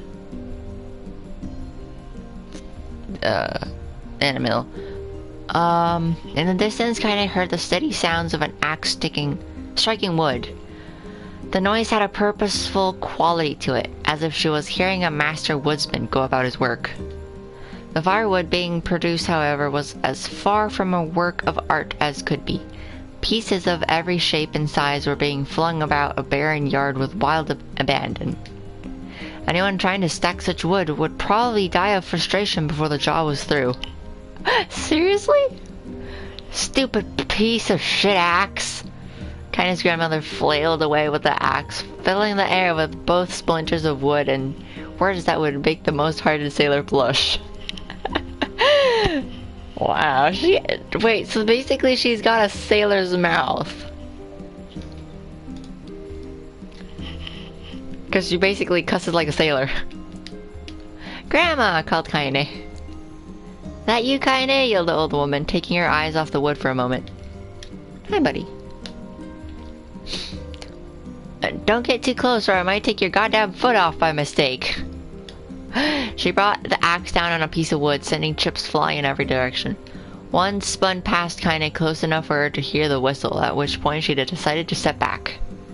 Jesus, how close were you?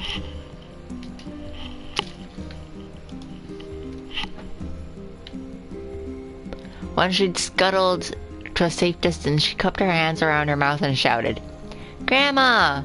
Do you need help? I can get you water or lunch, or, a new axe or something. The axe, poised to strike another wobbly blow, paused in midair. The old woman considered her granddaughter's offer for a moment, then smiled. Tell you what, since I'm doing such a piss-poor job of chopping, why don't you come here and take over so I can get the water? Shays have been restless lately, and I don't want you running into one of them bastards. Relinquishing the axe, her grandmother picked up a long pole with wooden buckets on either end. Gathering water was by far the more difficult of the two jobs, but Kaine knew better than to complain. Once Grandma's mind was set, there was no changing it. Aww. Kaine did her best to help with chores, but Grandma took every task that required travel to the village. Makes sense considering that people don't like her in the don't like Kaine in the village. The Grandma, on the other hand, they won't really mess with her, but Kaine they'll definitely mess with her because she's a little child.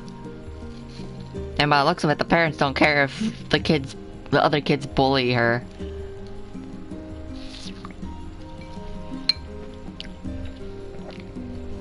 Which is pretty fucked up.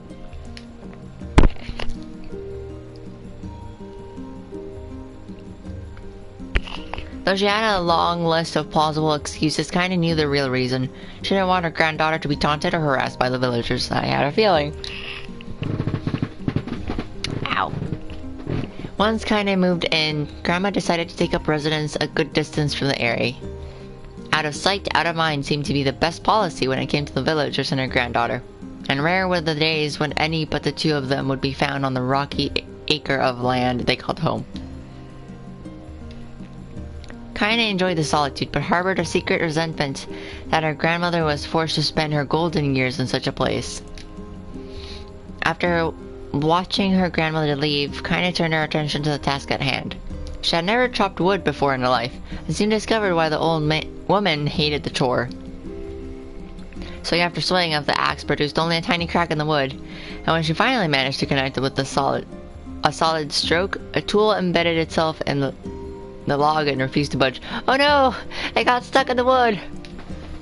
Frustrated, Kaine swung the axe around her head and threw it, log and all, across the yard. Damn it. Ugh. Crap. She suddenly understood the joy her grandmother felt in good curse.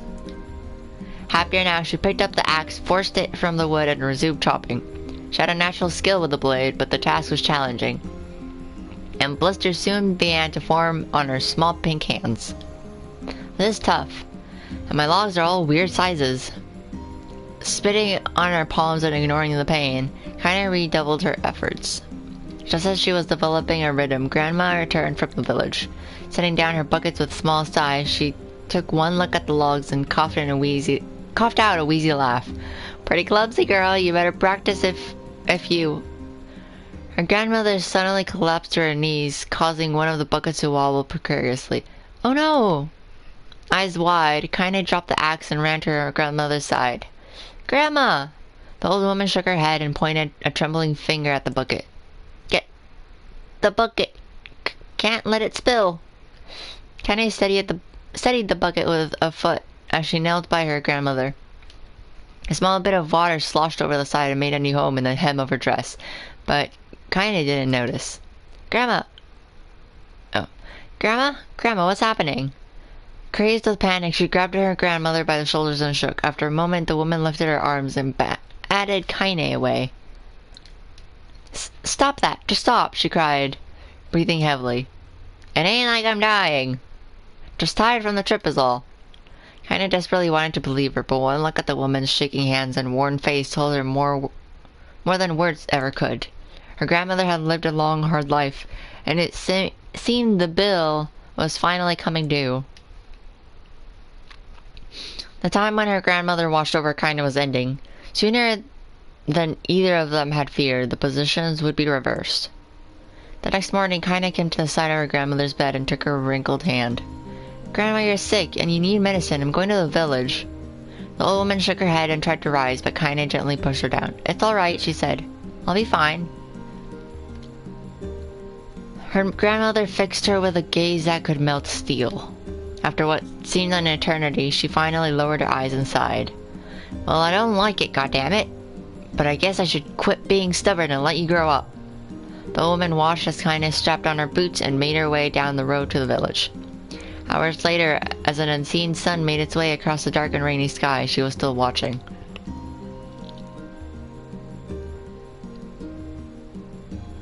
Kaine moved at a brisk pace, checking the pockets every few minutes to make sure the money her grandmother gave her was still there. Every noise caused her to spin her heels, make sure she wasn't being stalked by a shade, or worse, Demoner's gang. But she encountered neither tormentors nor shades, and Kaine finally found herself at the entrance to the village. The few adults she could see glanced sideways at her, then muttered to each other behind raised hands before slinking away into the shadows. Her heart racing, Kaine took a series of rapid, shallow breaths and tried to calm herself. I have to prove myself. I have to help Grandma. I have to be strong. She chanted those words to herself over and over as she slowly made her way. Finally, her eyes settled on a rotund older woman who was angrily waving her arms in the air and telling anyone who would listen exactly what she thought of Kaine's presence. Hey lady, said Kaine with a bravado she did not feel. Where's the apothecary? Apothecary? The woman's flabby cheek shook in bewildered anger. How dare this thing speak to me? They seemed to say. But Kaine saw that her eyes held a different emotion. Fear. Yeah, we're both scared, lady. Trust me on this one. Which way? Kaine repeated. The woman pointed at a small building to her right before hitching up her dress and stumbling off in the other direction. Kaine cringed, expecting a stone to come flying from the assembled crowd, but none came. Her mind was filled with a strange sense of pride as she made her way to the apothecary. But the new emotion had little time to take root, for as soon as she opened the door, she noticed a familiar customer at the counter. It was Demo. He'd clearly been sent here on some kind of family errand, because his gang of followers was nowhere to be found. "Oh my god," he sputtered. What are you doing here, freak?" The insult was delivered without force, and kinda happily ignored it. Stretching on tiptoes to see over the counter, she asked the shopkeeper for the medication. "Ha!" barked Demo. "That old bitch finally keel over?" "Go to hell, Demo." Yeah, literally, go to hell, Demo. The boy's eyes grew so wide they seemed ready to fall off his head. But before he could let fly come back, or worse, a punch, the apothecary told them to knock it off before he kicked them out of the store. Demo slunk out of the shop, cursing Kaine under his breath. Once he was gone, she allowed herself to breathe once more, taking a brief tour of the shop while the owner prepared her medication. Countless tiny bottles filled the cramped store, each with a label written in some indecipherable language. A notion of aromas assaulted her nose, creating a scent that was exotic but not altogether unpleasant. Seeing such variety of supplies gave Kaine a sense of peace. Surely in a world so vast, there would be a place that she could call home. On the far wall behind the counter rested a portrait of a stunning young girl. The picture had once contained bright, vibrant colors, but time had worked its cruel magic, and they were beginning to fade. The beauty of the work, however, remained undiminished. "You like that picture?" Kaine turned to find the apothecary with a small vial of medicine in his hand. His eyes were gentle but sad, and they seemed to stare through her and into nothing as he spoke. "That's my daughter. I sketched it when she was just a little girl. She's been dead a long time now." Kaine didn't know how to respond. She just stared at the portrait and tried to come up with the right words. "Pictures are wonderful things," continued the shopkeeper. "They let the ones closest to you live on forever." He shook his head slightly, then looked down at Kaine and smiled, handing her the medicine. He reached into a sizable green apron and produced a handful of old wax crayons. "You should have these. There's the one left that I wish to draw." Kaine took an instinctive step back, causing the shopkeeper's face to darken. "Yes, I've heard the rumors about you," he said. "It's a small village, and word travels quickly. Between you and me, I'm not sure which of them to believe, but I also don't think they matter much.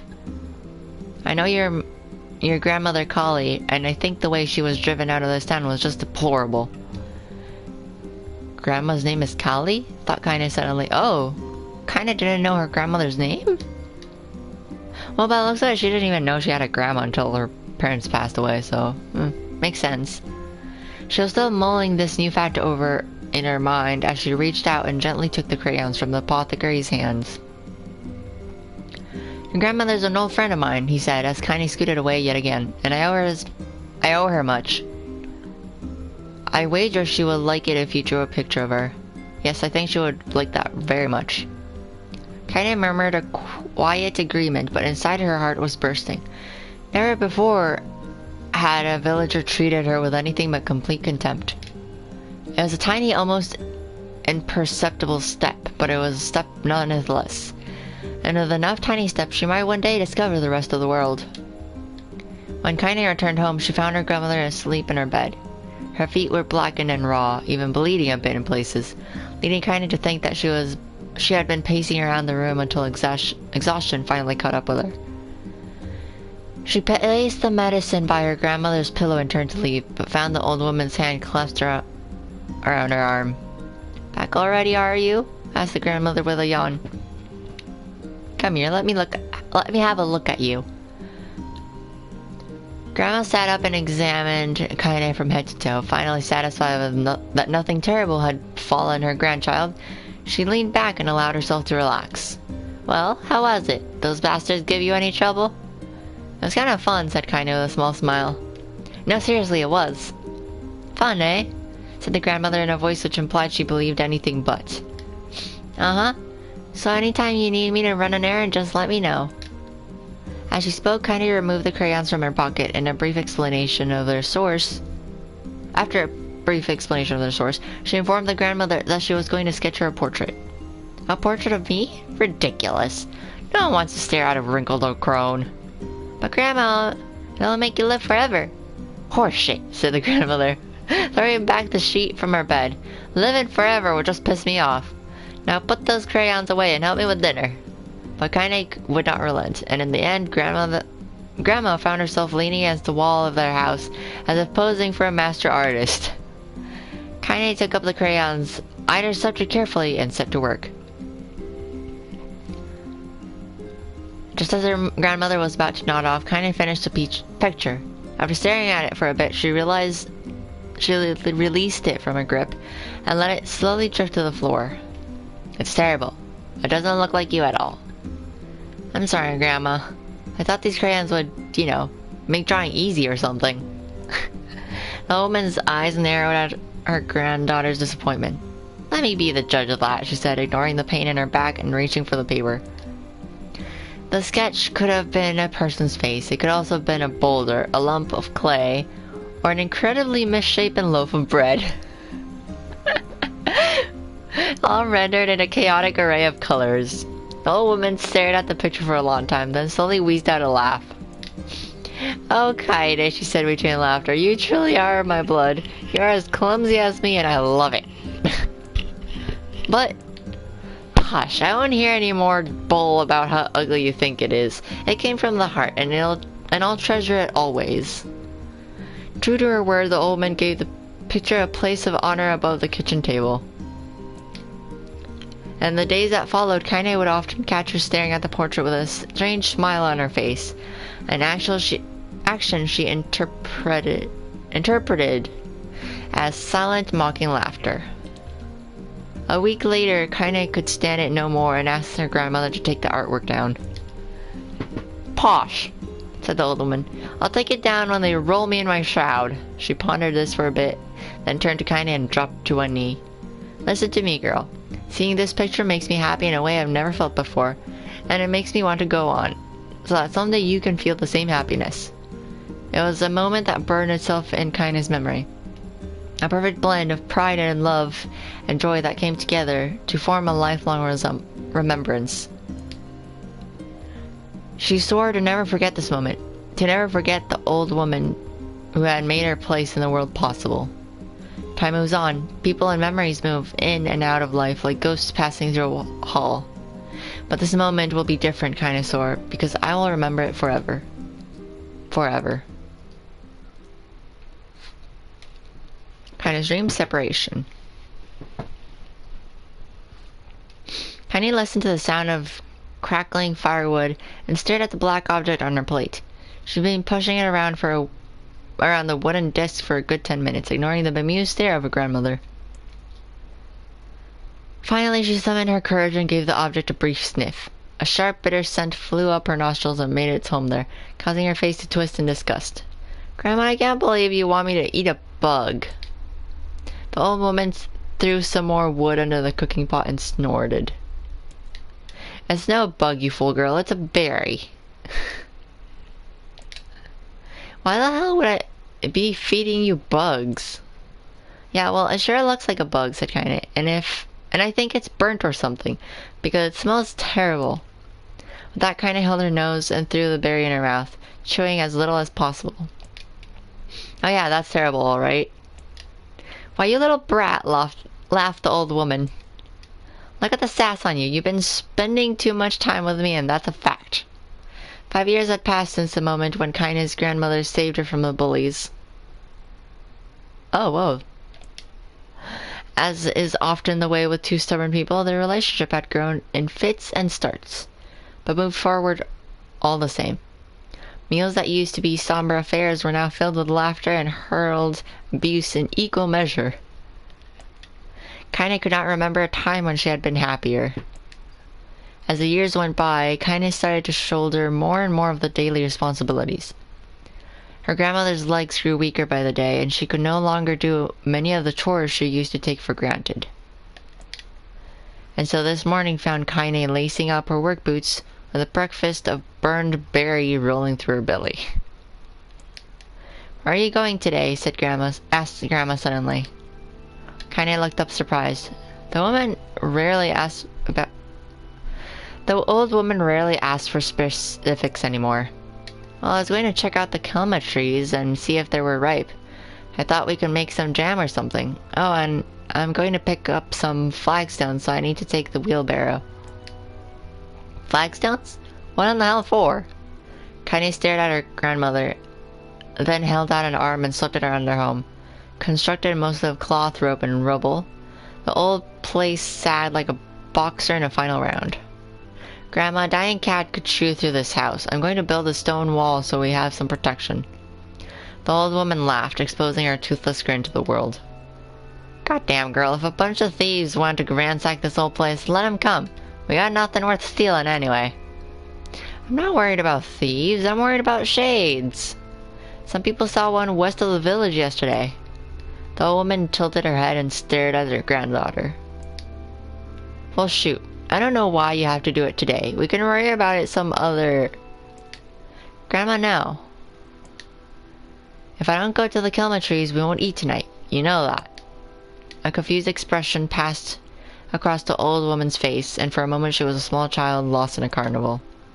Yes, she said after a bit. Yes, of course, you're right. I'm sorry, Kaine. Lately, it seems my mind is...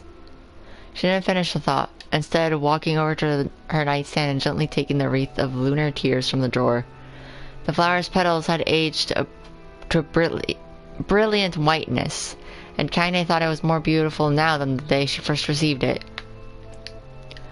You're gonna be a true woman soon, Grandma said as she placed the flowers in the girl's hair.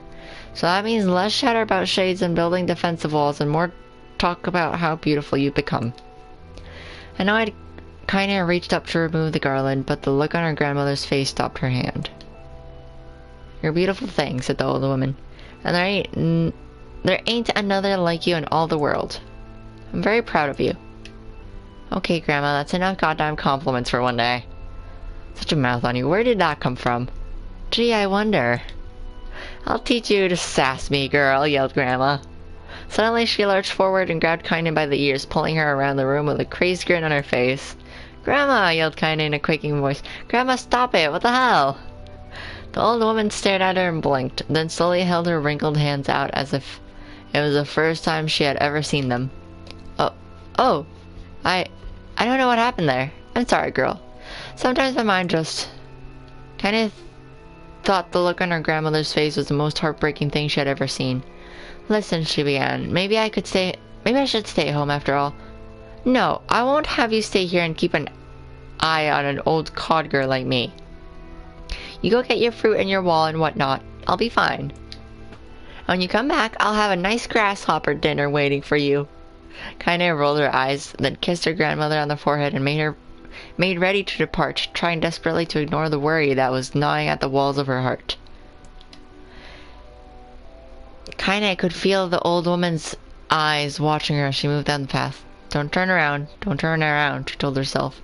But in the end, the temptation was too great. She spun on her heel for one final look and saw a small, bent woman standing in front of a ramshackle hut with a sad expression on her face. God, she looks so old now. It's like the wind could reach down and just carry her away.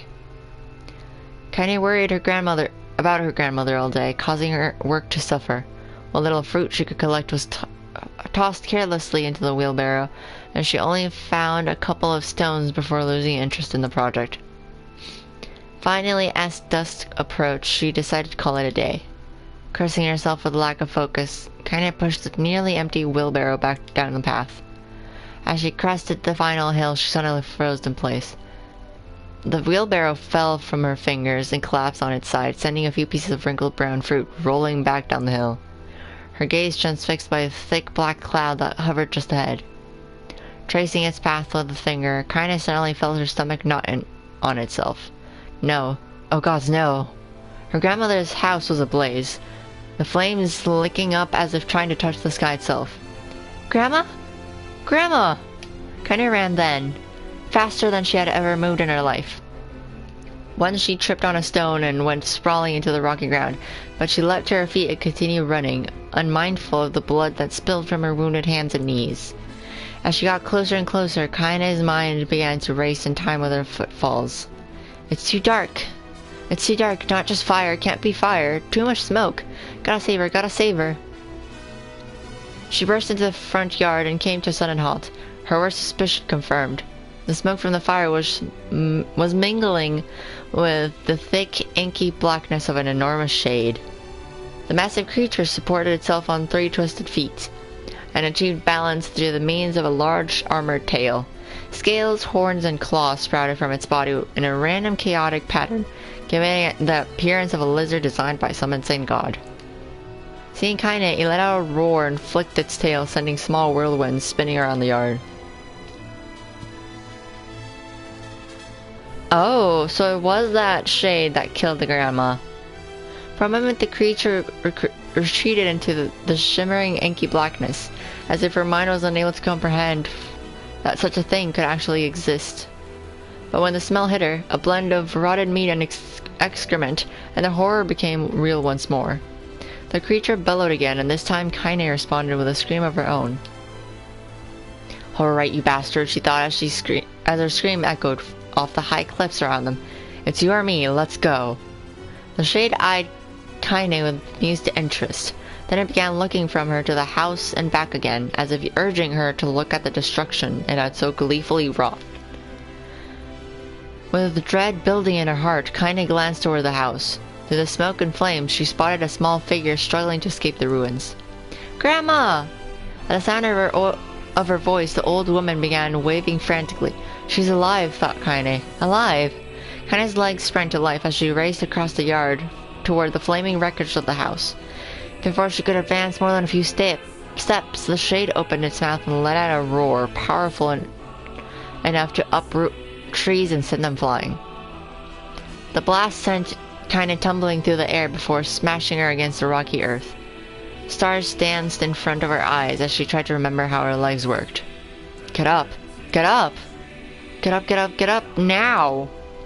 As Kaine struggled to her feet, the shade stomped towards the house and pinned her grandmother to the ground with the tip of her claw.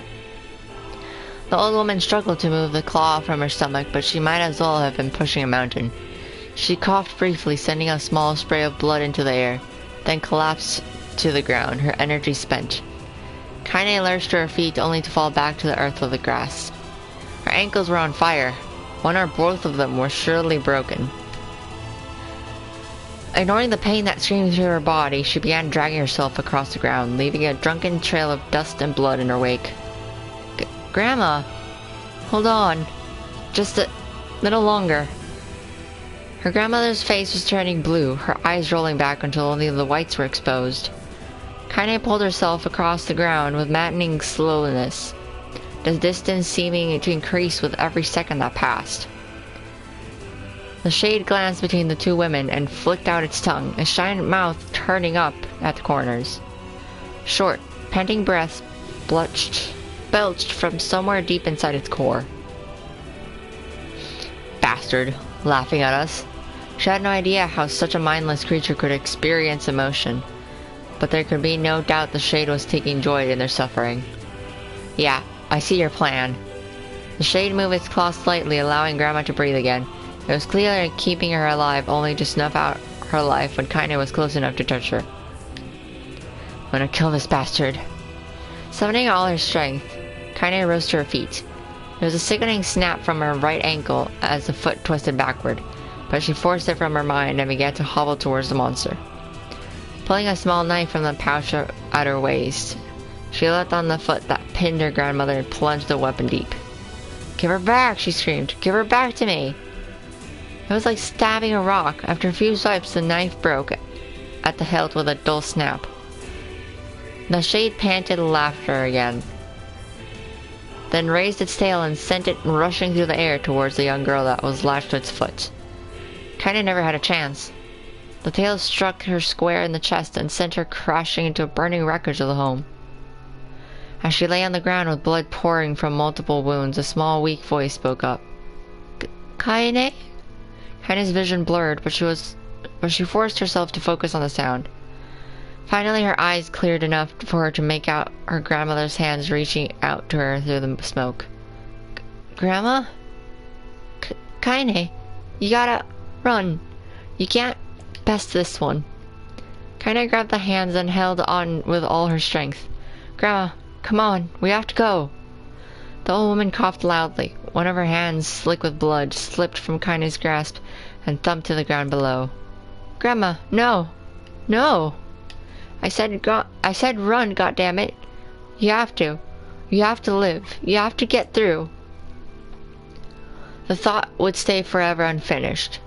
Before she could say another word, the shade's clawed foot descended, smashing through the remains of the roof and down upon the shattered figure of the old woman. Blood oozed from gaps in the creature's toes as the terrible, putrid smell assaulted Kaine's nose once again. She stared at the foot, dumbfounded, convinced that what she was seeing could not possibly be real. When the creature finally lifted its appendage, all that remained underneath was a twisted, unrecognizable mass of rubble and red. Her grandmother was gone. Kaine blinked, trying to feel the hands which had been in hers just a moment before. For a fleeting instant she could remember the warmth of that embrace, the trembling of the fingers, but then the sensation drifted away on the breeze and was gone. Memories flashed through Kaine's mind, and one after the other, faster and faster until they became a meaningless jangle of noise. Oh yeah, right back, guys. It seems like Lily's barking at the door for some reason.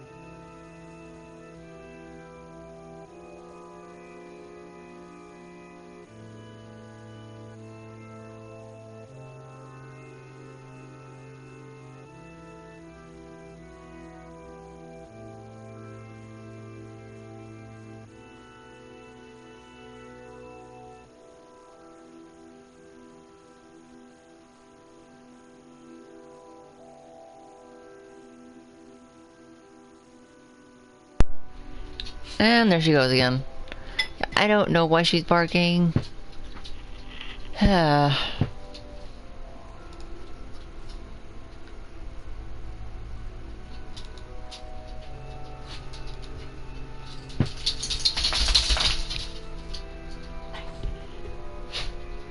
Alright, let's see.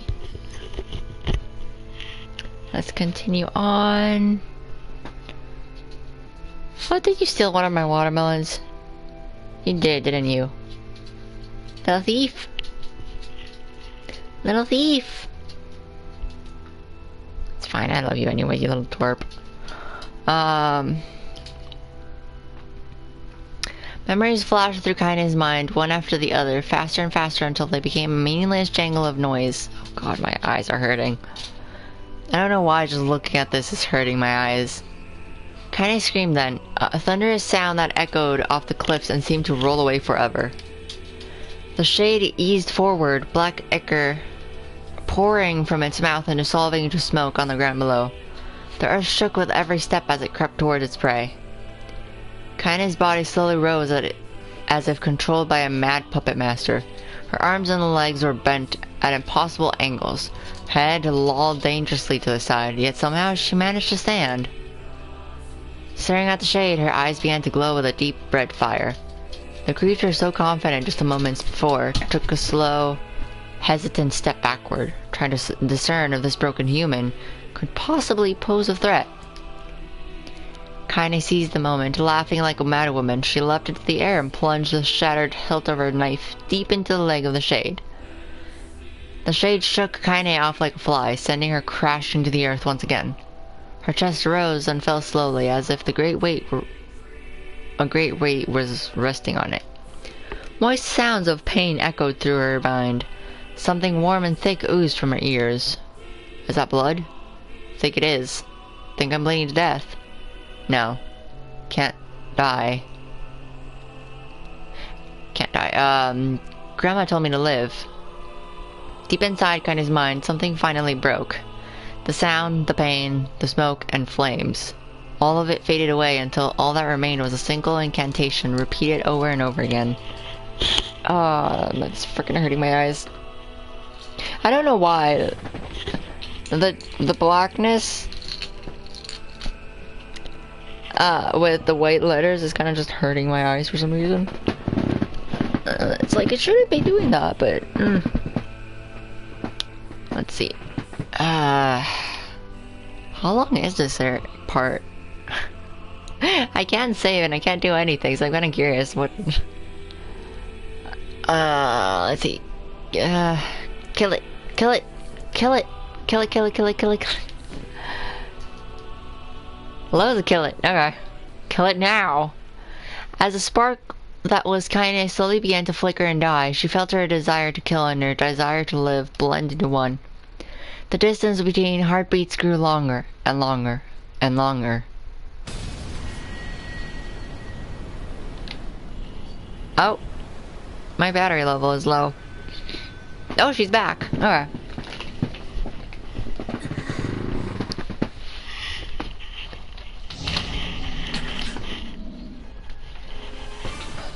The beast approaches. Oh, I know. And I'm assuming from this point on I'm going to be continuing as Kaine.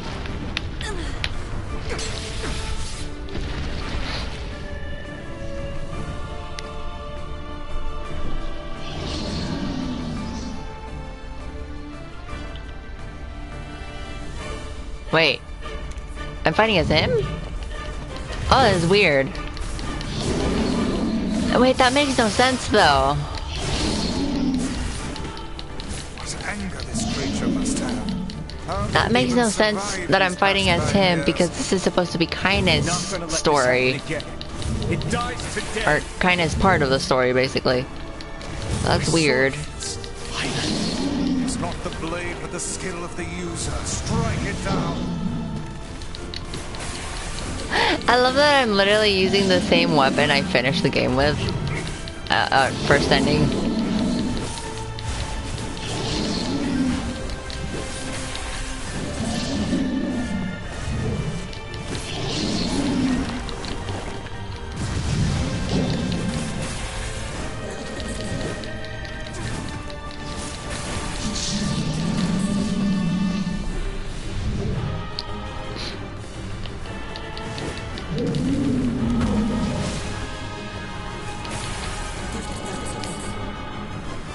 You pull an El Chapo.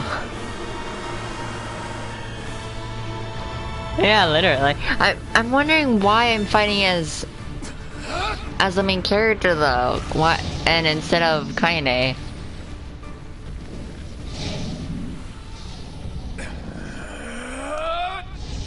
Like, is it? Am I only gonna see some of her perspectives and not all of it?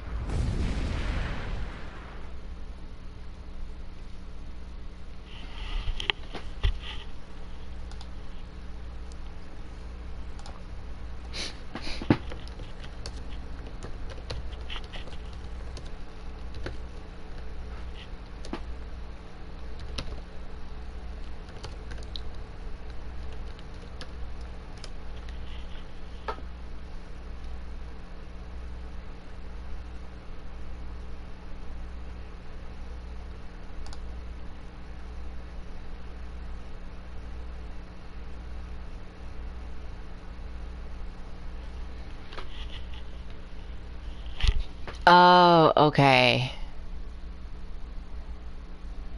So basically there's only a little bit of differences. Gently, weakly, softly. The shade, sure that its tormentor was dead, turned and stopped off toward the horizon, stopping along the way to bellow one final roar. Couldn't kill it.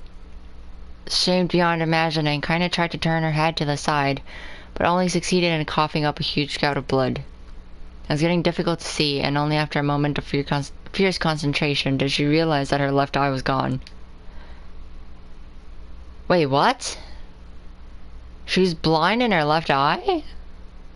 Laughing to herself, she turned her remaining eye to the ruins of her home and noticed a ragged stump of arm resting a few feet away. Yeah, that's fine, she thought with a mad giggle. Oh! She lost her eye and her arm.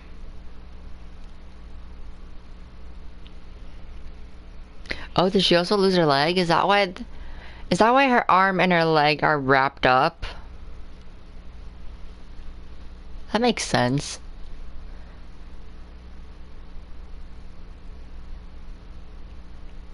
Oh, fuck, I didn't read the last part.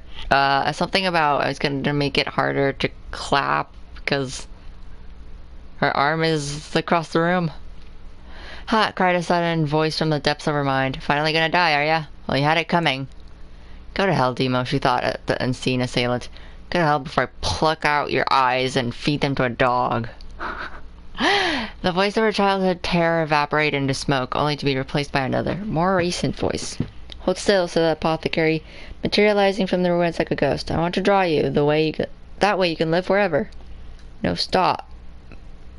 Don't want to live forever. Want to die right here. I see, he said quietly. Well, if that's what you want. The spectral shopkeeper fluttered in and out of existence for a moment, then produced a piece of paper and sketched quickly. After a few seconds, he turned the page to Kaine and smiled. Since he rejected my offer, I decided to draw someone else. It was a picture of her grandmother, real as life. Kaine opened her mouth to thank the man, but stopped as the picture began to blacken in the middle. Before she could say anything, dozens of multi-legged insects began to swarm across the image, tearing at it with sharpened pincers. Stop! No, stop! Don't hurt that picture! Kaine reached out with her remaining arm and waved futilely at the air. To her surprise, the insects fell off the picture and to the ground below, where they vanished into tiny black tendrils of smoke. Relieved, Kaine turned her good eye back to the picture, only to open her mouth in a silent scream. The sketch now showed her grandmother as she truly was, smashed, unrecognizable lump of nothing. The apothecary smiled, then broke into a jolly dance. What's with everyone in dancing? See that? He cried as he danced his jig. It's perfect now. She looks just like you. Ha-cha-cha-cha. I look like that? Oh god. Oh god, I'm gonna die. I'm gonna die. Drowning in despair, Kaine laid her head back in the mud and smoke of her ruined house and waited for the end to come.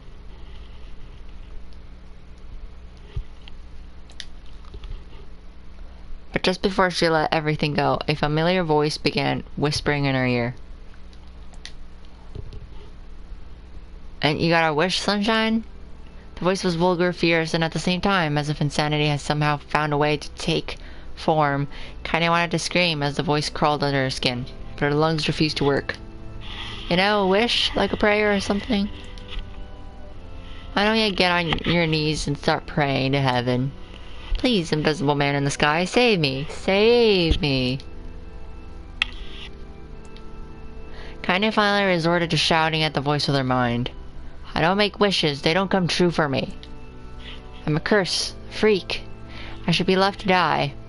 The other voice boomed in her ears. Oh god, you're the best. Kaine glanced down and saw a black, shiny substance oozing from her legs. She tried to brush it away, but her remaining arm would no longer respond.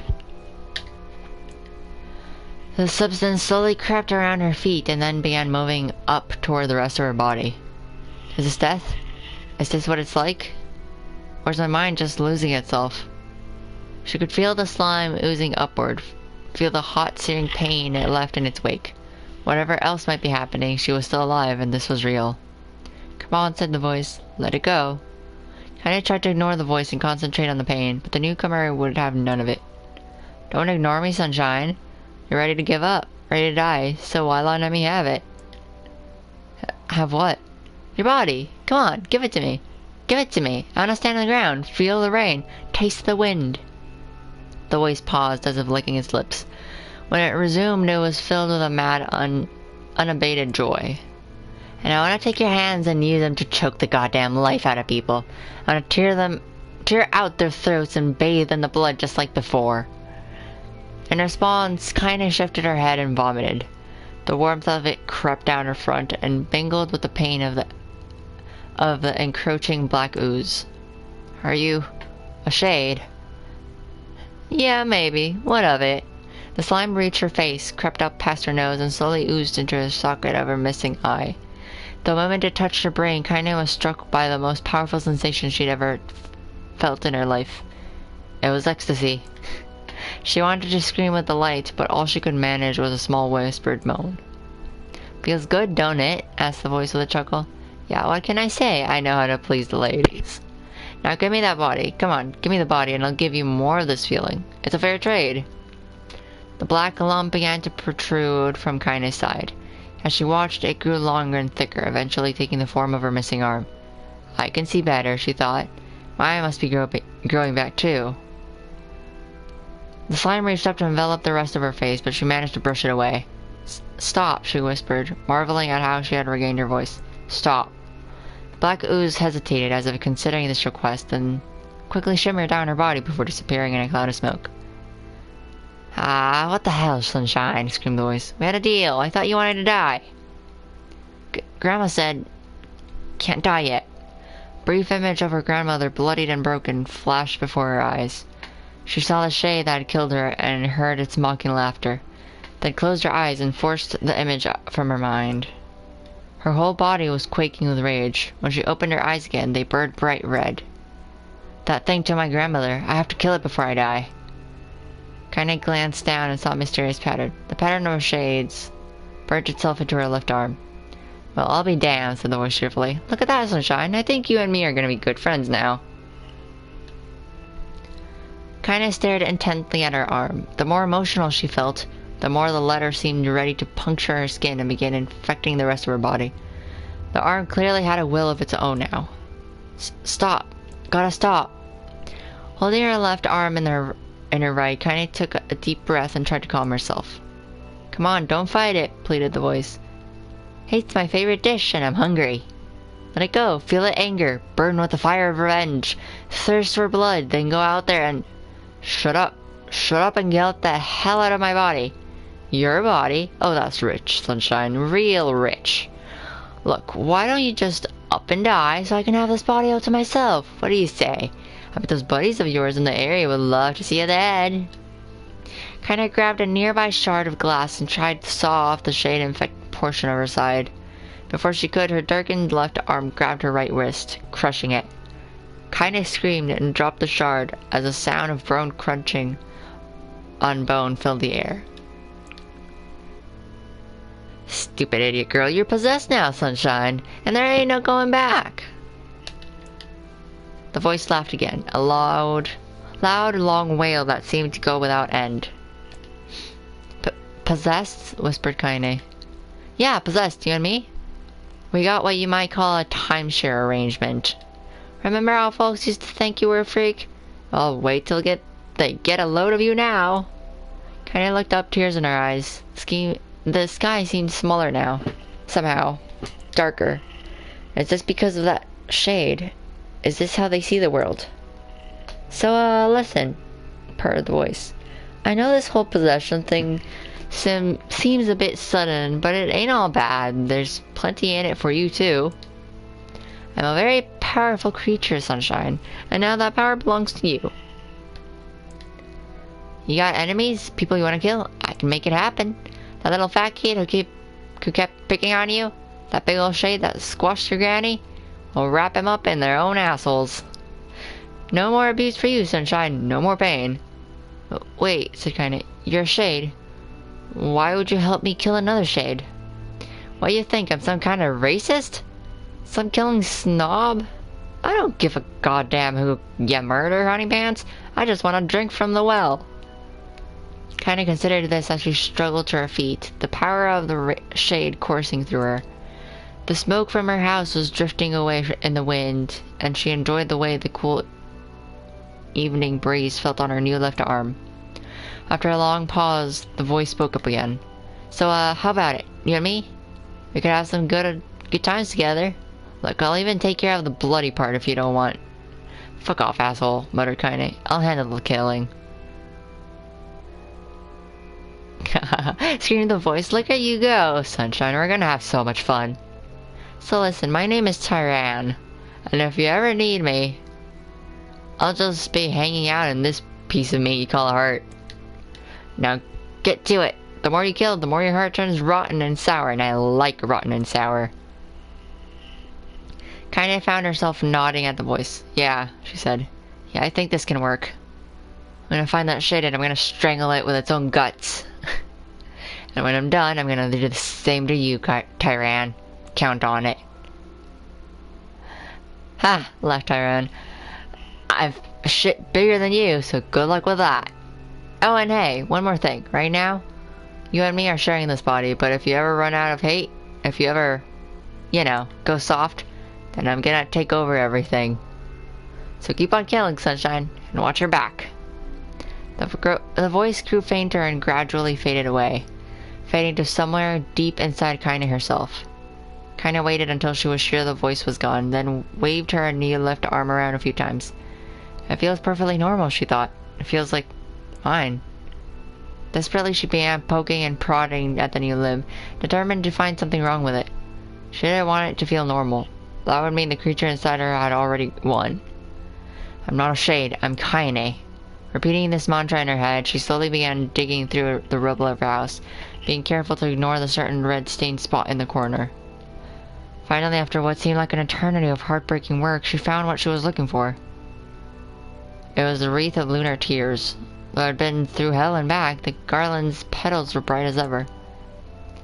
Kaine started to place it in her hair, then slowly lowered the wreath and stared at it. Sorry, Grandma. I'm so sorry. I don't deserve to wear this anymore. I'm possessed, corrupted, a freak. And this time, I don't think there's any going back. Holding the flowers to her heart, Kaine fell to the ground and sobbed. As night gradually lightened to dawn and the people of the area rose to their daily lives, she remained in that position, as if tears could somehow wash away the horror that now infected her world. Alive! Stay alive! Stay alive! Grandma. No, that's not your grandma. Kaine, you gotta live! You gotta come back to us!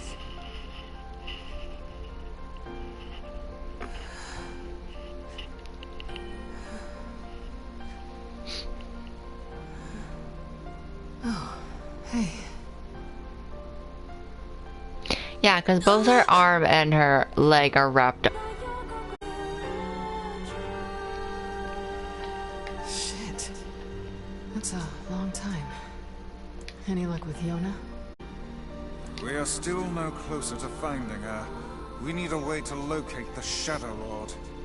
By the way, this is for you. Is that a lunar tear? It's not as good as your grandmother's, but I tried. Oh, okay, I can't move. Kaine waking from her long petrified sleep. Neil's unflagging kindness. Our reunion was a happy one, and we let it wash over us like rain. That is, until Devila and Popola had to go and ruin it all.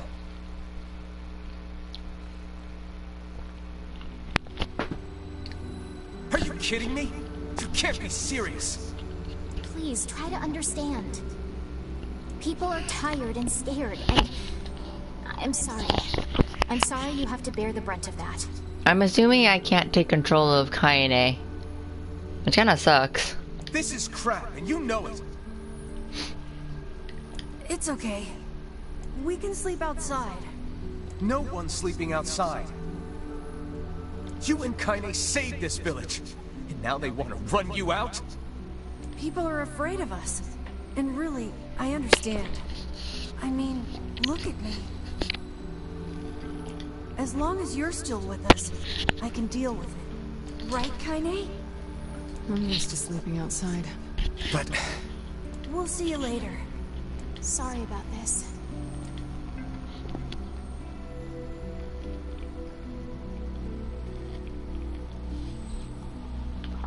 Oh.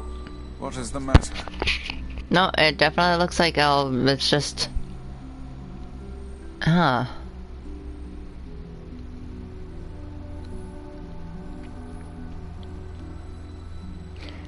It looks like the whole game is still the same. You only just get like pieces and bits of extra story of the other characters, basically. You don't actually get to play as the other characters by the looks of it. Kaine always sleeps It outside. kinda sucks. I never thought about that until just now.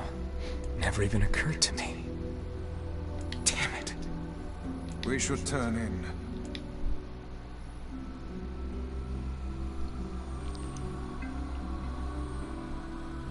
I didn't get much sleep that night. For the first time in my life, I hated Devola. For the first time in my life, I doubted Popola. But those feelings are pointless in the end. They said and did what they did for the sake of the village. No, they didn't. From the horror of the Shades.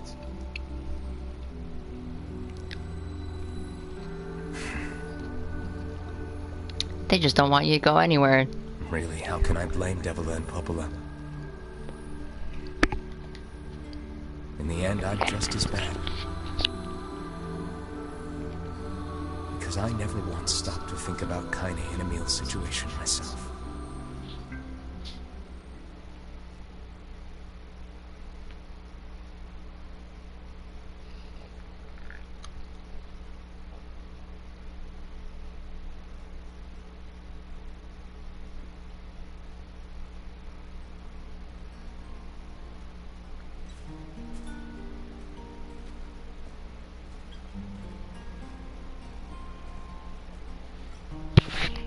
I love how it's not even letting me. Kaine and Emil. But It's not letting me stop and save. what good would that even do? Wait, is that it? Campfires are weird. I'm so happy to get to talk to you again, Kaine. Yeah, me too. I tried everything I could think of to save you, you know. Aw. I polished you with a special cloth. I poured warm water over you. Wait, you poured water on me? Yeah, but it didn't really do much except make you all shiny. Hey, Emil. Thanks for saving me. I guess you noticed how I look different now. I'm sorry, Emil. I'm sorry for all of it. Well, I mean, this new form isn't all bad, you know?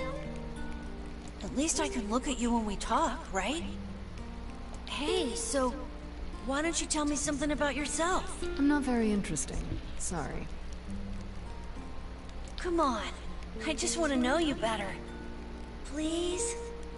Fine. This all happened when I was a kid. Before the whole shade possession thing. My body is different.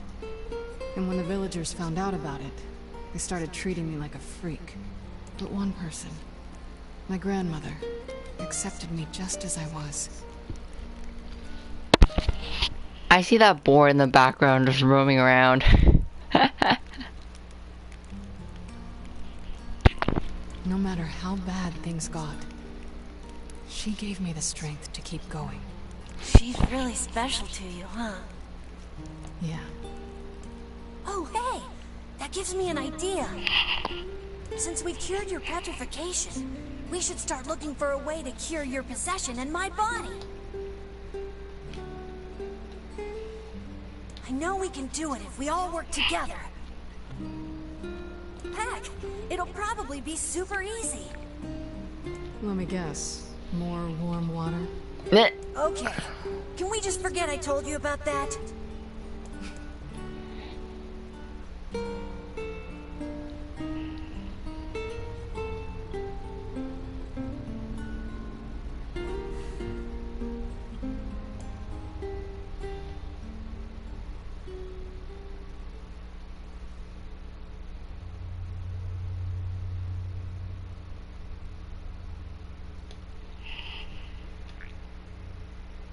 Yeah, it looks like the only thing that basically keeps on going.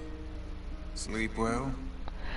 It looks like the only thing that actually is different is just there's extra bits and pieces that weren't in the gameplay before. I'm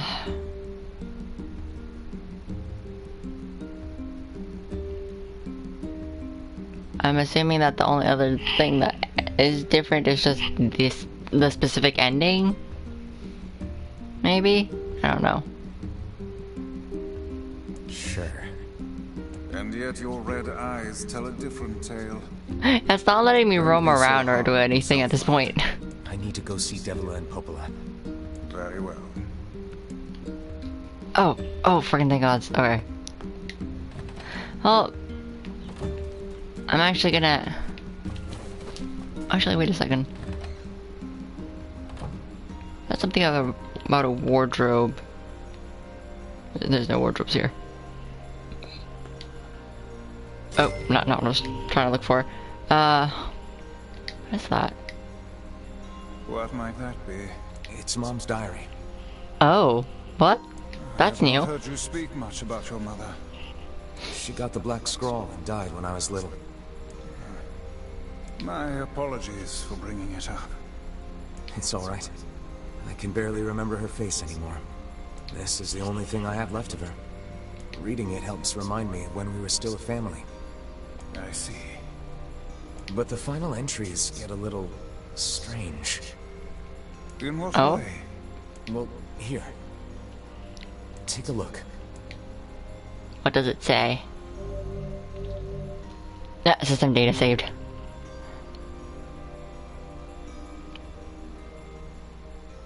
Say there. Can you not hear me? What the? Why are you standing about like a slack-jawed ninny? Sorry. Felt like I was dreaming or something. Sleeping on one's feet is quite the talent indeed. Come now, there's the door. Right. Let's go. What in the world just happened to him? Like, he freaking looks older, for one. Number two, where the fuck did those muscles come from? He looks like a brawler. Proceed beyond this point and you'll be unable to save until the battle is over. Do you want to go through the door? Not really. Actually. Crap. Alright, so it seems like this game, when you first finish it, you obviously get your first ending, but then after that, there's like multiple endings to the game. The thing is, it tells you, oh hey, the ending, you know, the new game will be placed in a certain person's perspective, and it'll be any other character plus any other character, not including the main character, because when you first play basically as the main character. So whenever you replay, you get bits and pieces of the other characters. The thing is, you're not playing as the other characters, so I'm assuming that's basically all that it is. So I'm actually just gonna end the stream here. I think I'll probably just stop playing the game. I'll probably do a bit more research just to see, and not like spoiler wise, but I'll probably do more research on about the ending so that if by any chance there is more to it than just little snippets of side story, then maybe I'll come back to it. If not, then I'll be starting a new game. So yeah, I'm gonna end the stream here and I'm gonna raid someone. Let's see who's on. Oh.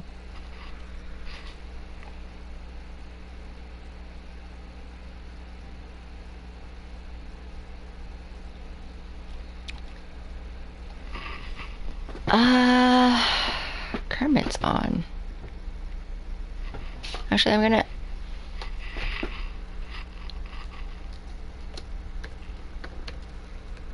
I'm gonna raid this person who is currently playing 7 Days to Die. Oh shit, did I... Oh no, I don't think I did the right thing. Crap, I did it wrong. Raid message. Squire.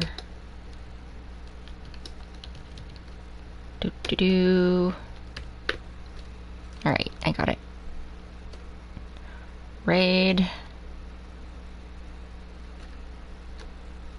I don't have a raid message, but I guess you can do anything for raid messages. If you want to toss emotes, there is raid emotes at the bottom. Well, not the bottom. There's raid emotes on the emote area. It looks like it's kind of like a Tomb Raider kind of hatchet or something. I don't know what it's actually called.